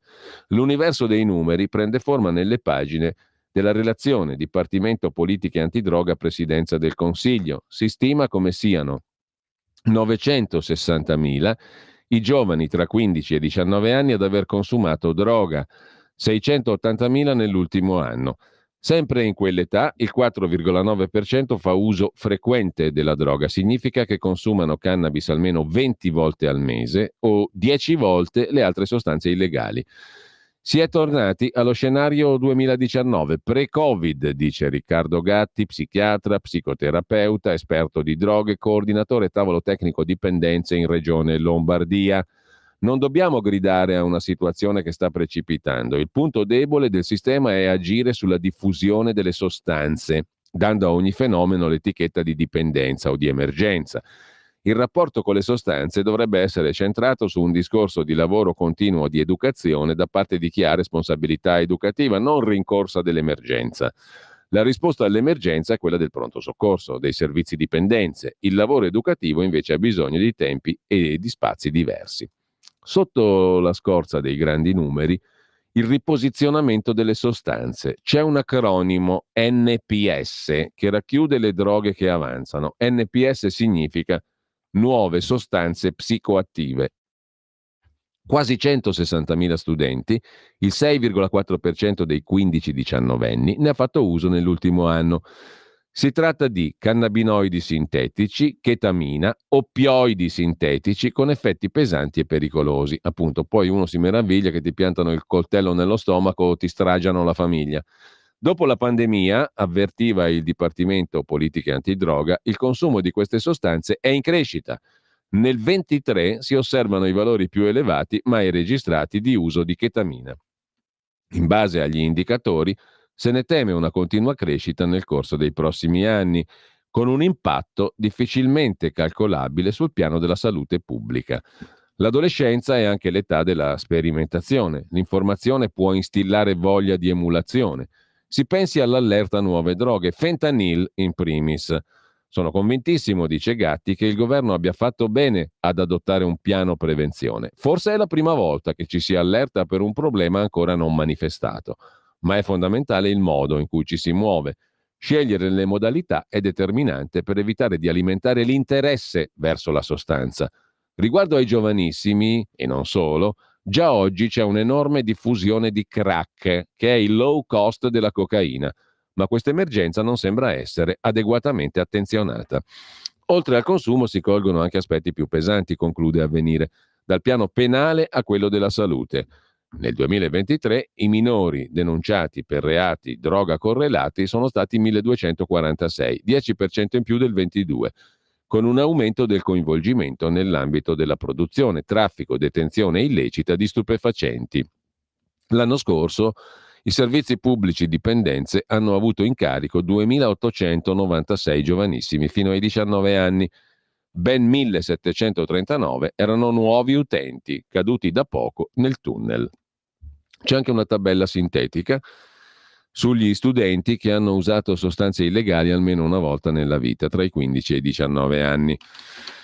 38,6%, più o meno il 40%, ha usato una qualche sostanza illegale, principalmente cannabis, ma al secondo posto gli psicofarmaci senza prescrizione medica. Ci fermiamo qui con le tre pillole, diciamo così, anzi le due clip di giornata, le due notizie di giornata, e adesso andiamo a dare un'occhiata invece ad altri articoli della giornata di oggi. Le prime pagine le abbiamo viste, vi segnalo intanto su Avvenire una pagina dedicata all'economia e alla crisi del settore automobile in particolare. Produzione al palo, lavoro a rischio, e il 18 ottobre, per la prima volta dopo 40 anni, il settore auto sciopera. FIM, FIOM, WILM, le sigle metalmeccaniche dei sindacati, hanno annunciato un corteo a Roma, denunciando un calo di oltre il 25% nella produzione Stellantis per quest'anno. Gli incentivi non hanno funzionato. Sono in rosso tutti gli stabilimenti, tranne Pomigliano e Atessa, dove peraltro però rallenta la crescita. Servono investimenti industriali, dice la FIM. Il ministro Urso: ci aspettavamo una produzione maggiore, e Stellantis risponde con le sue prime auto cinesi. Tra l'altro la nuova Leap Motor T03 non è che te la regalano, costa 18.900 euro. Verrebbe da dire: andate a scopare il mare. È un vecchio proverbio lombardo che qualcuno intenderà, qualcun altro arriverà a capire comunque. Stellantis risponde con le sue auto cinesi da 18.900 euro in base. La T03 e la C10 sono frutto dell'alleanza con Leap Motor. Un'altra rischiosa scommessa elettrica. Arrivano in Italia una City Car e un SUV, prodotti dai cinesi. Bello, è un ottimo modo rispondere con le prime auto cinesi. Si chiamano T03 C10. Sono le prime due auto cinesi commercializzate in Italia da Leap Motor International, che è il marchio nato dall'alleanza strategica, fa ridere questo aggettivo, tra Stellantis e i cinesi di Leap Motor. Ieri, a Vizzola Ticino, in quel di Varese, la prima prova su strada europea e la presentazione ai media, con una singolare e scomoda coincidenza con l'annuncio a Torino della mobilitazione del 18 ottobre degli stabilimenti del gruppo Stellantis, che vivono una fase di grande apprensione per le prospettive e per l'occupazione. Questo su Avvenire. Sempre su Avvenire vi segnalo anche, oltre alla questione dei giovani nel tunnel di crack e chetamina, un articolo dedicato alle pensioni.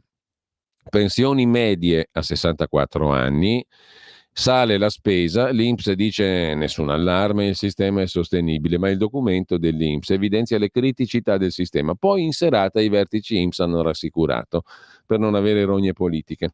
La conferma: redditi cresciuti molto meno dell'inflazione, e per le donne un figlio fa salire del 18% la possibilità di perdere il lavoro. Cioè in soldoni andiamo in pensione troppo presto, cari italianuzzi e italianuzze.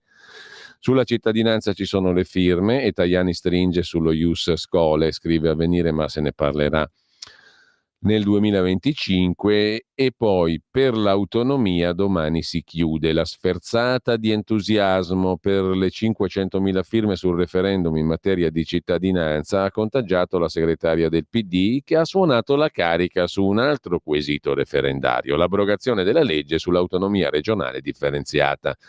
Proprio mentre l'individuazione dei livelli essenziali delle prestazioni, indispensabili, i LEP, per attuare la riforma, si sta confermando molto complessa. Domani il segretario generale CGIL Landini sarà in Cassazione a depositare le firme.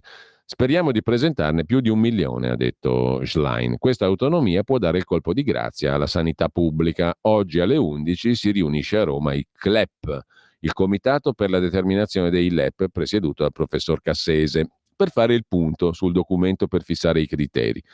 Alla vigilia il Comitato ha confermato la sussistenza dei timori già manifestati la scorsa settimana. Gli indicatori differenziali sono inevitabili, una metropoli non è come un paese delle Dolomiti. Vuol dire che i LEP saranno stabiliti zona per zona, in base a indicatori come il costo della vita, le dinamiche sociodemografiche e il clima.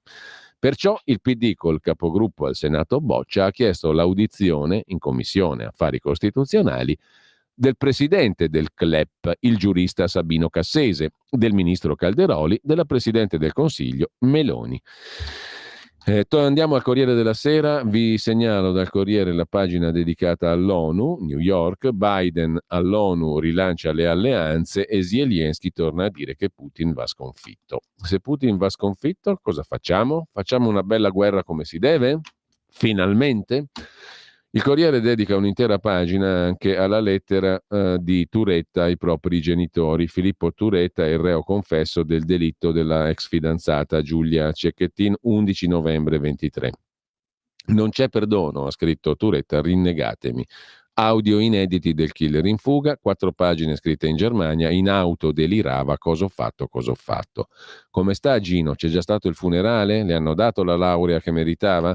Così sul Corriere della Sera. Mentre per l'inchiesta dossieraggi se ne occupa anche il Corriere, se ne occupano un po' tutti i quotidiani oggi, 230.000 gli atti scaricati, altri accessi sul ministro Crosetto, il tenente della Guardia di Finanza accusato di accesso abusivo ai sistemi informatici e spionaggio, rivelazione di segreto, Pasquale Striano, arrivò a oltre 10.000 file in un giorno. Per conto di chi? E caccia ai mandanti, scrive il Corriere della Sera. Per il pubblico ministero Cantone un'attività inspiegabile. Bisogna spiegarla, giusto appunto. C'è anche l'altra menata infinita, quella del CDA della RAI. La maggioranza accelera, è trattativa sul nome del presidente. Alla forza italista Agnes mancano 2 sì, dialogo coi 5 Stelle, domani il voto sui consiglieri. Il CDA RAI conta 2 eletti dalla Camera, 2 dal Senato, 2 dal Consiglio dei Ministri, 1 dai dipendenti della RAI. E c'è anche Giovanni Minoli, il quale è in corsa per il vertice. Servirebbero più poteri, Meloni scelga chi è bravo e non chi è leale, scusate se rido, se cancellano il canone la RAI crolla, dice Giovanni Minoli. Per quanto concerne poi le coppie di fatto, qui c'è una notiziola interessante sul Corriere della Sera, il bonus da 100 euro, secondo il PD discrimina le coppie di fatto. Il vice ministro dell'economia Leo è intanto tornato a chiarire ieri che il bonus 100 euro spetterà ai dipendenti con moglie e figli a carico, alle famiglie monogenitoriali e ad alcune coppie di fatto. Una circolare chiarirà tutto, ma per il Partito Democratico il bonus è tarato male, sarebbe discriminatorio e taglierebbe fuori gran parte delle coppie di fatto. Anche questo staremo a vederlo. Sulle pensioni l'INPS ha detto che il sistema rischia squilibri, ci sono troppe uscite anticipate, l'età media di uscita dalla pensione è 64, qualcosa anni, dobbiamo andare in pensione più tardi, poi si è rimangiato il tutto perché sennò il governo si incazza e quelli sono pur sempre di nomina governativa, quindi meglio non far girare le scatole al governo di turno, in questo caso il governo Meloni. C'è un'altra storia in pagina di cronaca, vi ricorderete senz'altro il giornalista da ultimo sulla 7 Andrea Purgatori, deceduto il 19 luglio del 23, gli era stato diagnosticato un tumore, ma la morte fu causata da una endocardite, un'infiammazione del rivestimento interno del cuore non diagnosticata tempestivamente, molti accusarono il solito vaccino anti-Covid.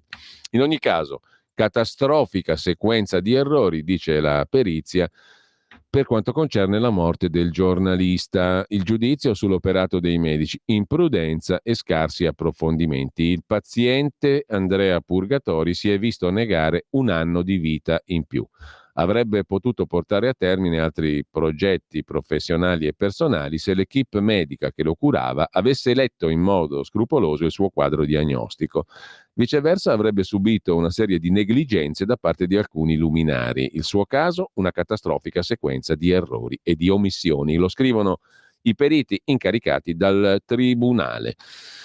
Così sul quotidiano, sul Corriere della Sera. Sempre rimanendo alle notizie di oggi, vi segnalo 2 pagine dedicate con Marco Grasso dal Fatto Quotidiano alla vicenda Agnelli, gioielli veri e regali finti per evadere il fisco, la questione dell'eredità. Anche sul Fatto Striano e l'archivio della direzione antimafia, scaricati 200.000 atti, i nuovi download citati nelle informative depositate al Tribunale del Riesame. I pubblici ministeri valutano di sentire come testimone l'ex capo della Guardia di Finanza Zaffarana, oggi all'ENI. Sul Fatto Quotidiano è molto divertente, a dire il vero, ma non facciamo in tempo a leggerlo, l'articolo di Selvaggia Lucarelli sulla ex di Berlusconi, vale a dire Francesca Pascale, che cerca i delusi da Forza Italia nel nome dei diritti e della libertà. La fu Franci Pascale che non si tinge più i capelli e si scopre paladina. Non sono più bionda, voglio un rapporto più intimo con la verità. Con queste dichiarazioni dal sapore fortemente ideologico, Francesca Pascale ha spiegato il suo cambio di colore ai capelli. Inizia così il pezzo di Lucarelli. Pier Giorgio Morosini, invece, presidente del Tribunale di Palermo, ricorda la figura del magistrato Cesare Terranova, il papà dell'antimafia, giudice istruttore, eletto in Parlamento, contribuì in modo sostanziale alla creazione della DIA, la Direzione Investigativa Antimafia, e della formulazione del 41 bis, carcere duro per i mafiosi. Tornato magistrato, nel settembre del 79 fu ucciso dalle cosche, il papà dell'antimafia.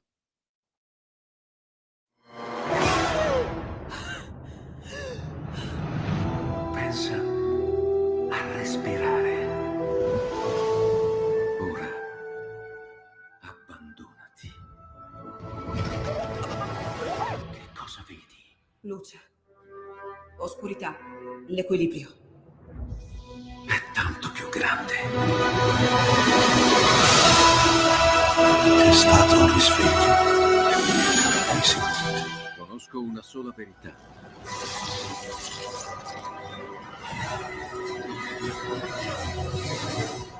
Movie Time ti fa entrare nel vivo del cinema, ti fa sentire come se fossi tu il protagonista del grande schermo.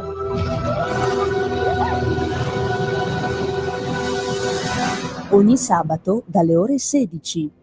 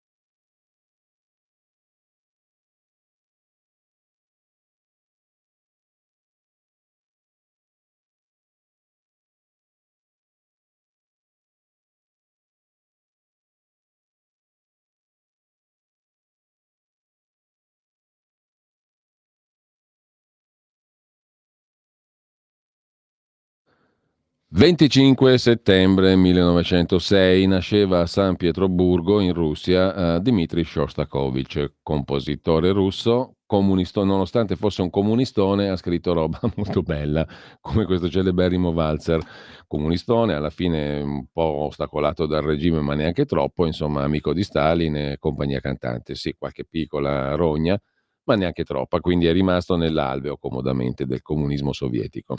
Ciò nonostante ha prodotto anche roba interessante, diciamo come questo celeberrimo valzer, valzer sinfonico, quel che l'è. In ogni caso andiamo di nuovo al giornale in attesa di collegarci come tutti i mercoledì più o meno con Alessandro Morelli e la rubrica L'Italia da fare, che è un bel compitino di quelli semplici.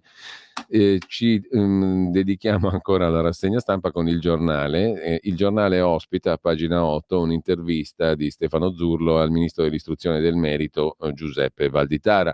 Basta botte a scuola, multe ai violenti e col 6 in condotta si viene rimandati. È una rivoluzione, dice il ministro alla vigilia dell'approvazione della sua legge. Oggi il Parlamento approva la legge sulla condotta e in quest'anno scolastico già si vedranno le prime applicazioni. Affermiamo ancora una volta il rispetto, la responsabilità, la solidarietà.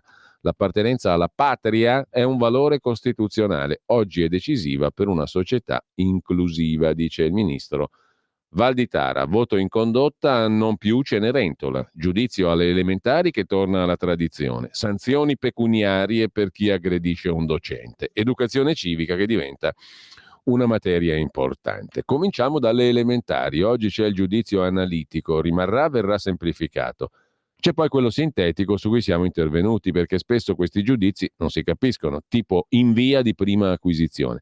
Ora si torna a formule che fanno chiarezza e aiutano gli alunni a capire e quindi a maturare. Quali formule? Quelle racchiuse in un aggettivo: ottimo, buono, sufficiente, insufficiente. Non ci saranno più equivoci e fraintendimenti. Anche il voto in condotta diventa importante, col 6 si viene rimandati a settembre e si sostiene una prova di riparazione. Di pari passo la condotta incide sul voto finale alla maturità. Tutto questo, osserva Valditara, porterà il ragazzo a comprendere e rafforzare il senso di appartenenza alla comunità, il senso di responsabilità. La stessa cosa accadrà con le sanzioni pecuniarie. Parliamo di aggressioni fisiche, spintoni, schiaffi, qualche volta pugni, in vertiginoso aumento. Spesso a far andare le mani non sono i ragazzi ma i genitori, che ritengono di risolvere con la forza i problemi con la scuola e i docenti. Ebbene, spiega Valditara al giornale, d'ora in poi questi comportamenti saranno sanzionati con multe fra 500 e 10.000 euro. A essere risarcita sarà la scuola, i soldi impiegati per comprare materiale di laboratorio o strumentazioni per la didattica. Così spiega Valditara il senso, alcuni punti essenziali della legge che porta il suo nome e che oggi viene approvata, la legge sulla condotta, e non solo in Parlamento, e già incide su quest'anno scolastico. Va ora in onda L'Italia da fare, il punto sulla politica economica con Alessandro Morelli.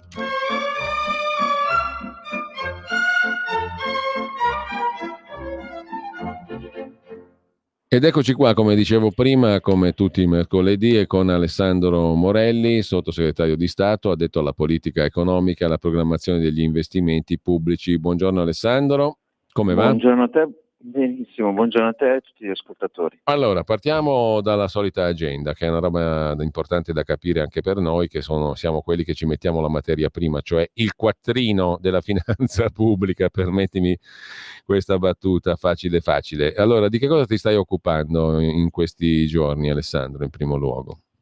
Ma guarda, in questa fase chiaramente la partita è tutta al MEF, quindi i vicini di casa guidati da Giancarlo Giorgetti, perché come sai sì, la grande partita riguarda la legge di bilancio, sulla quale la Lega ha già posto le sue condizioni che chiaramente sono poste in coerenza con quanto annunciato durante la campagna elettorale, quindi ancora il tema delle pensioni, la flat tax, insomma argomenti che riguardano milioni di italiani, che chiaramente sono di grande interesse a interi settori. Le partite IVA e i professionisti su questo argomento sono, come possiamo immaginare, molto sensibili.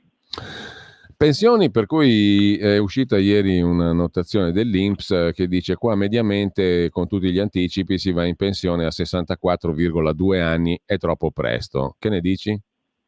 Ma che noi dobbiamo, l'INPS chiaramente afferma, prende dei dati e dà delle proprie valutazioni, dobbiamo sempre considerare che noi, per quanto riguarda il tema della legge Fornero, ci riferiamo a un sistema pensionistico che si occupa delle pensioni di anzianità. Dobbiamo sottolineare e ricordare che non tutti hanno l'opportunità o diciamo il dovere di andare in pensione con la pensione di anzianità, altri vanno in pensione anche prima, con altri tipi di sistemi pensionistici.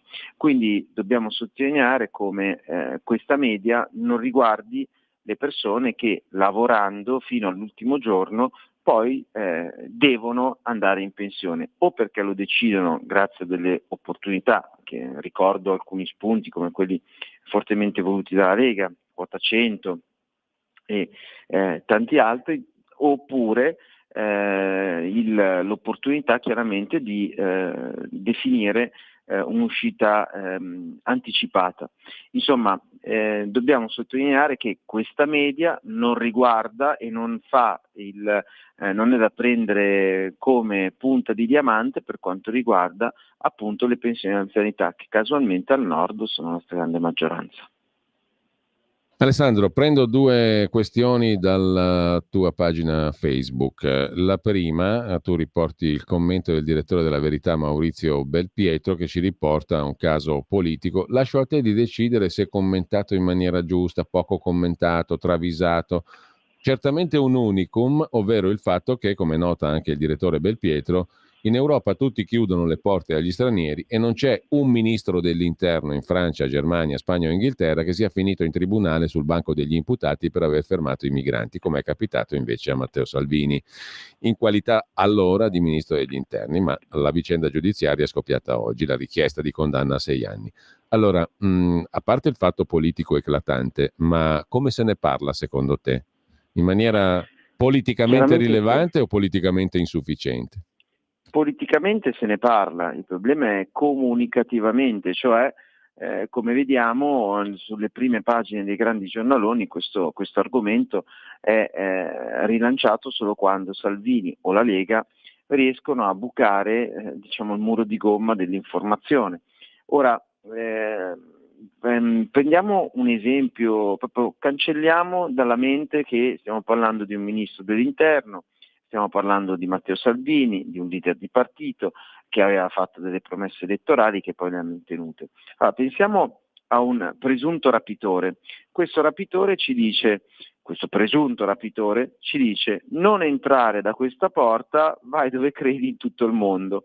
Chiaramente diciamo, la dobbiamo prendere quasi con ironia un'accusa di rapimento in una fattispecie di questo genere, ma è di questo che stiamo parlando, per di più appunto con un leader di partito che aveva fatto le promesse elettorali, con un ministro dell'interno che chiaramente stava applicando delle norme che non sono state volute dall'allora governo, ma sono state votate dall'intero Parlamento e poi sono state anche firmate dal Presidente della Repubblica, che non dobbiamo ricordare si chiama Sergio Mattarella, e quindi oltre alla supervisione chiaramente di tutte le corti possibili e immaginabili, da quella costituzionale a quella europea, eccetera, eccetera.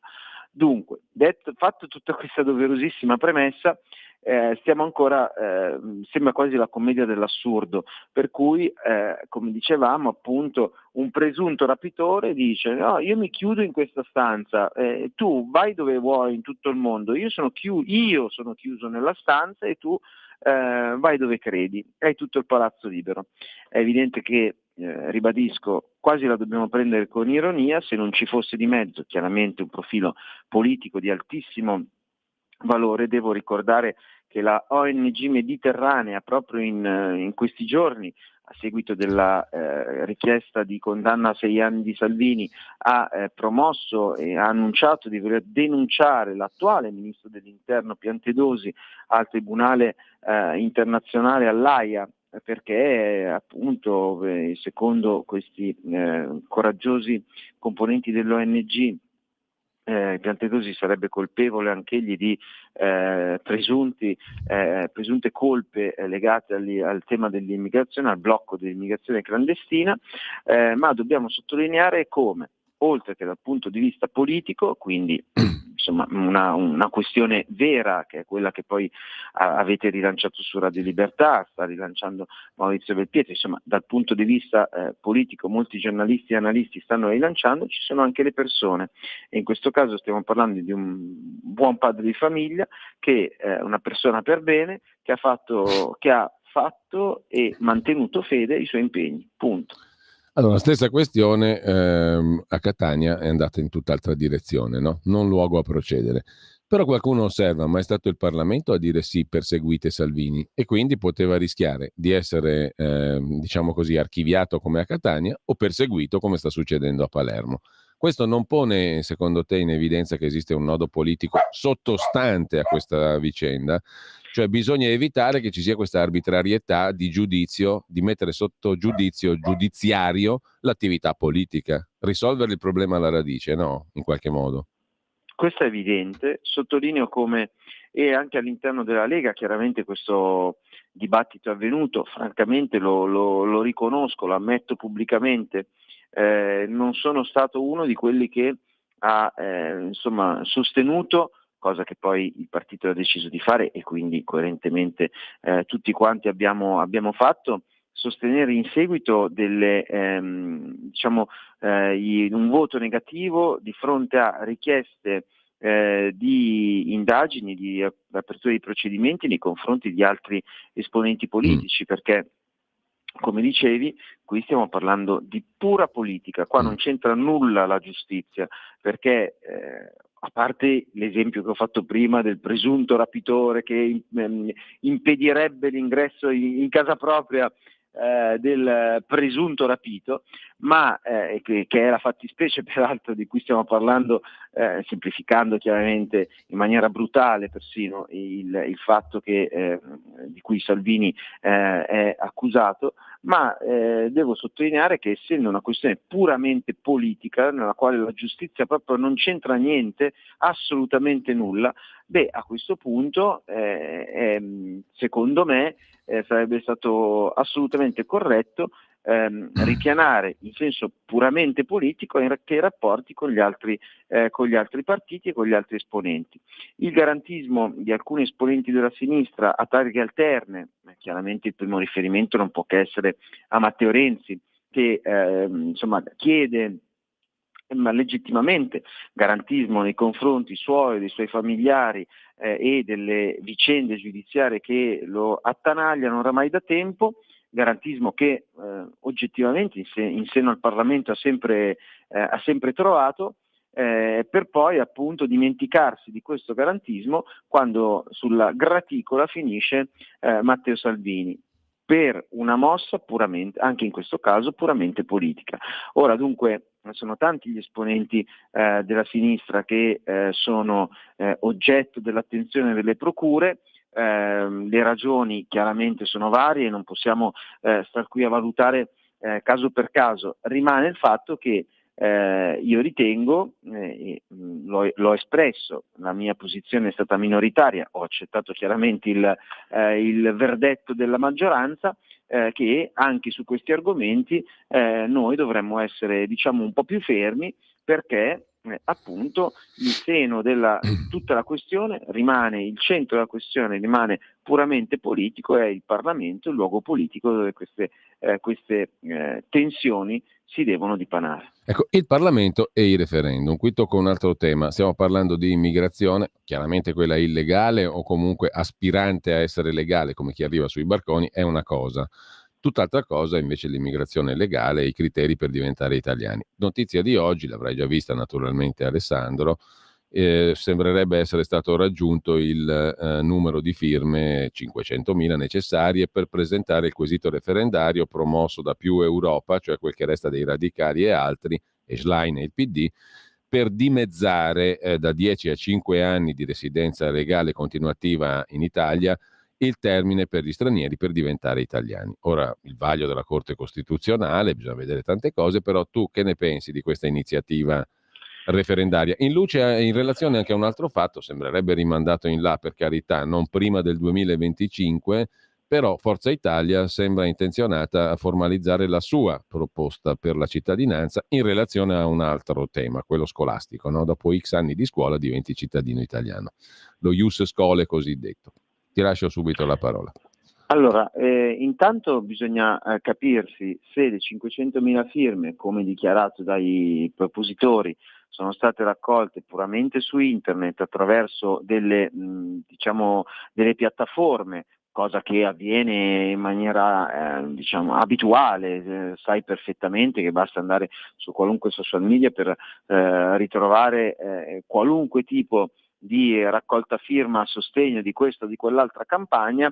Devo sottolineare, avendo fatto tante raccolte firme per tanti referendum durante la nostra esperienza politica di questi anni, che quelle firme sostanzialmente sono sicuramente uno spunto interessante dal punto di vista politico e comunicativo, ma mancano delle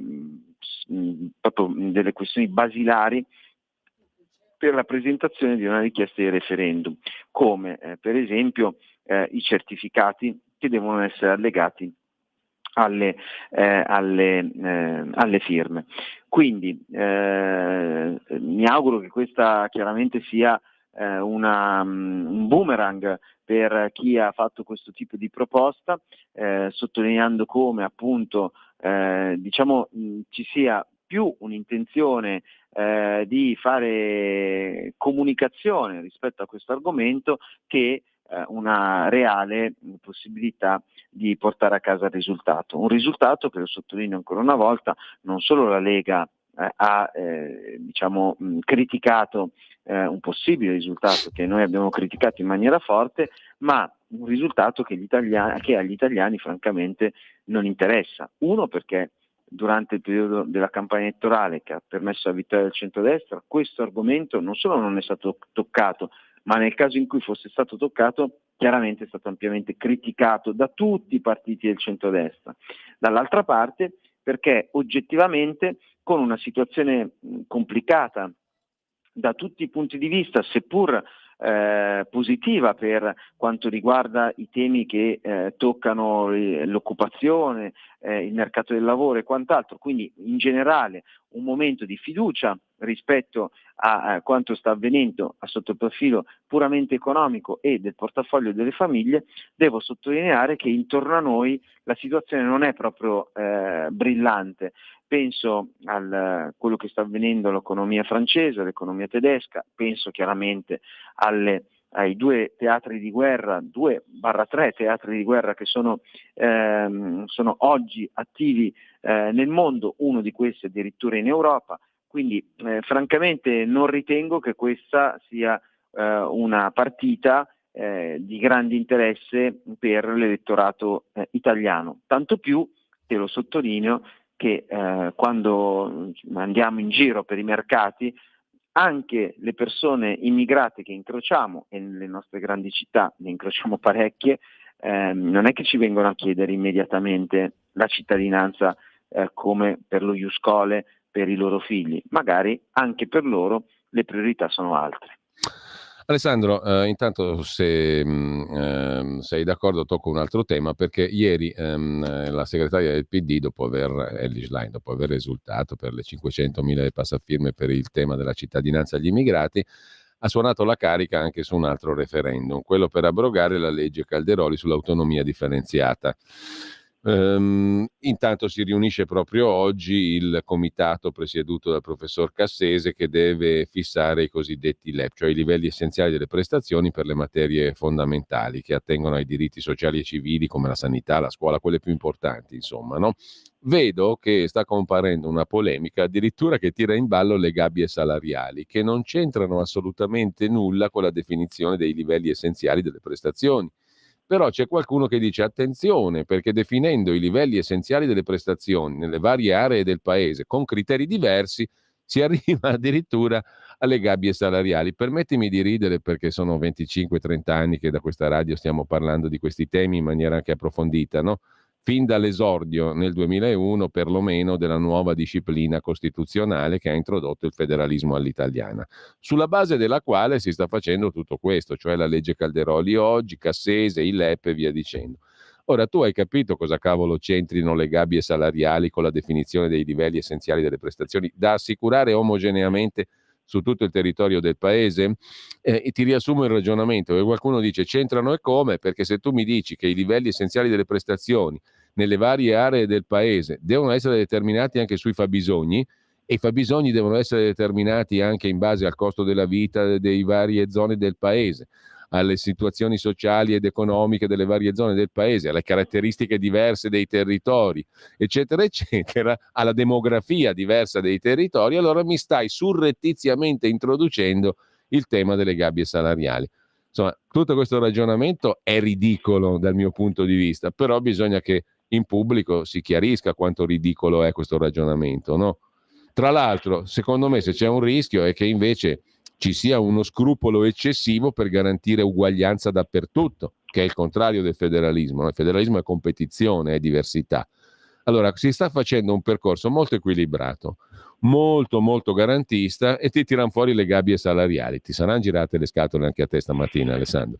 Ma guarda, francamente, diciamo che oramai abbiamo gli anticorpi tutte le mattine, ogni mattina ha la sua pena, perché mentre noi parliamo di gabbie salariali, mentre noi parliamo appunto dei temi come lo ius scholae, di presunte necessità impellenti per quanto riguarda lo sviluppo di questo paese, il Sole 24 Ore titola in prima pagina che Stellantis studia la successione di Tavares, che non è proprio secondario, perché l'amministratore delegato di una così importante azienda che ha fortissimi interessi in Italia e che, lo sottolineo, ha fatto degli accordi anche con i produttori di macchine elettriche cinesi, diciamo che questa dovrebbe essere l'interesse generale. Certo, è magari una questione sulla quale bisogna approfondire indubbiamente, bisogna avere un minimo di conoscenze, eccetera, però non si può sempre continuare a buttare fumo negli occhi dei nostri concittadini, cercando di allontanarsi dalla realtà. Quello che riguarda le gabbie salariali, a prescindere che se la riforma portasse alle gabbie salariali, ti dico francamente, magari, perché su alcuni territori, in alcune realtà del nostro paese, oggettivamente la vita è complicata, inutile parlare solo delle grandi città, ma ci sono realtà anche di piccoli centri, ma che hanno una valenza importante, penso ai centri turistici, dove alle piccole città turistiche, dove comunque entrare è molto, molto complicato per una famiglia normale, il vivere è complicato. Oggi noi pensiamo, anzi sarebbe interessante valutare anche questo argomento che riguarda per esempio i dipendenti pubblici. Oggi noi ci possiamo sicuramente lamentare di una burocrazia che non funziona, di una classe di amministrativi pubblici che diciamo anche fosse per una questione semplicemente di età, non è esattamente coerente con le necessità e con le disponibilità che il mercato tecnologico oggi ci mette a disposizione, e che chiaramente potrebbe permettere un miglioramento in generale della qualità dei servizi offerti dal pubblico. Però se in una grande città dove l'affitto medio di una casa, di un bilocale, supera i 1.200 euro, ma lo stipendio d'entrata è intorno a quelle cifre, è evidente che è impossibile avere nuova forza lavoro che magari possa anche dare nuova linfa e nuovo sangue nell'ambito appunto dei servizi pubblici. E non lo sto dicendo a difesa di questo o di quella dipendente pubblico, ma ricordiamolo che il dipendente pubblico poi è quello che dà i servizi non solo a noi cittadini, ma che deve collaborare con l'amministrazione comunale, con il sindaco, e chiaramente se il sindaco poi non riesce a fare le cose che noi gli chiediamo perché diciamo non ha la disponibilità di una classe di amministrativi che sia in grado appunto di dare adeguate risposte, è un cane che si morde la coda. Quindi tornando alla questione, noi abbiamo di fronte una situazione veramente molto critica a livello generale, forse te l'avevo già accennato, magari fermami se è una ripetizione, ma io ho incontrato nei giorni scorsi, nelle settimane scorse, il presidente, il rappresentante di Federbeton, che è l'associazione delle aziende che realizzano, producono cemento. Questo è il rappresentante delle Federbeton Italia. Sì. Sostanzialmente questo mi segnalava come in Italia il mercato per loro è un mercato solido, legato chiaramente ai temi vicini al PNRR, a nuove grandi infrastrutture che vengono ideate e poi messe in campo da Matteo Salvini al Ministero delle Infrastrutture ed altre situazioni. Ricordiamoci che il cemento non viene utilizzato solo per le case, ma chiaramente la stragrande maggioranza viene utilizzata per le grandi infrastrutture. Questo rappresentante dell'associazione delle aziende cementifere mi dice che in Francia si è fermi a una situazione di 10 anni fa, ma in Germania siamo di fronte a una situazione di utilizzo, di consumo di cemento che è anteguerra. Allora parte subito la mia legittima domanda: ma anteguerra russo-ucraina? No, ante seconda guerra mondiale. Questo, Giulio, ci segnala come, chiaramente diciamo lo prendiamo semplicemente come uno spunto per un ragionamento sicuramente più complesso, ma ci dà la cartina di tornasole come i nostri partner europei siano in enorme difficoltà, sia dal punto di vista degli investimenti pubblici, sia dal punto di vista, come sappiamo e come ci dicono i numeri, dal punto di vista industriale. Tutto questo ci dovrebbe fortemente preoccupare ancora di più delle presunte finte gabbie salariali che non esistono all'interno della nostra riforma sull'autonomia, o dello Ius Scholae o di tanto altro che certamente non sono assolutamente delle priorità.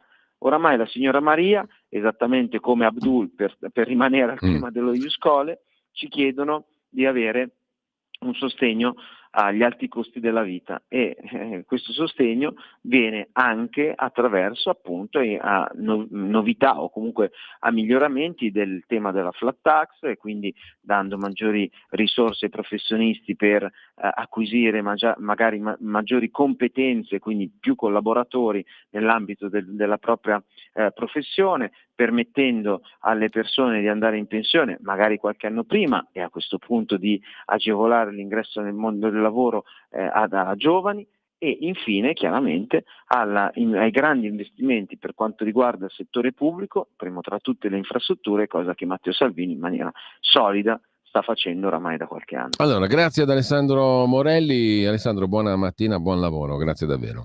Grazie a tutti voi, buon ascolto. Allora, un uomo ha compiuto una strage familiare in 2 diverse abitazioni stamani a Nuoro e poi si è tolto la vita. Il bilancio: 3 morti, 4 feriti. Ucciso la moglie, la figlia, ferito altri 2 figli più piccoli, più un vicino di casa. È andato poi in casa della madre, le ha sparato contro, l'ha ferita gravemente alla testa e si è tolto la vita. Avete ascoltato l'Italia da fare.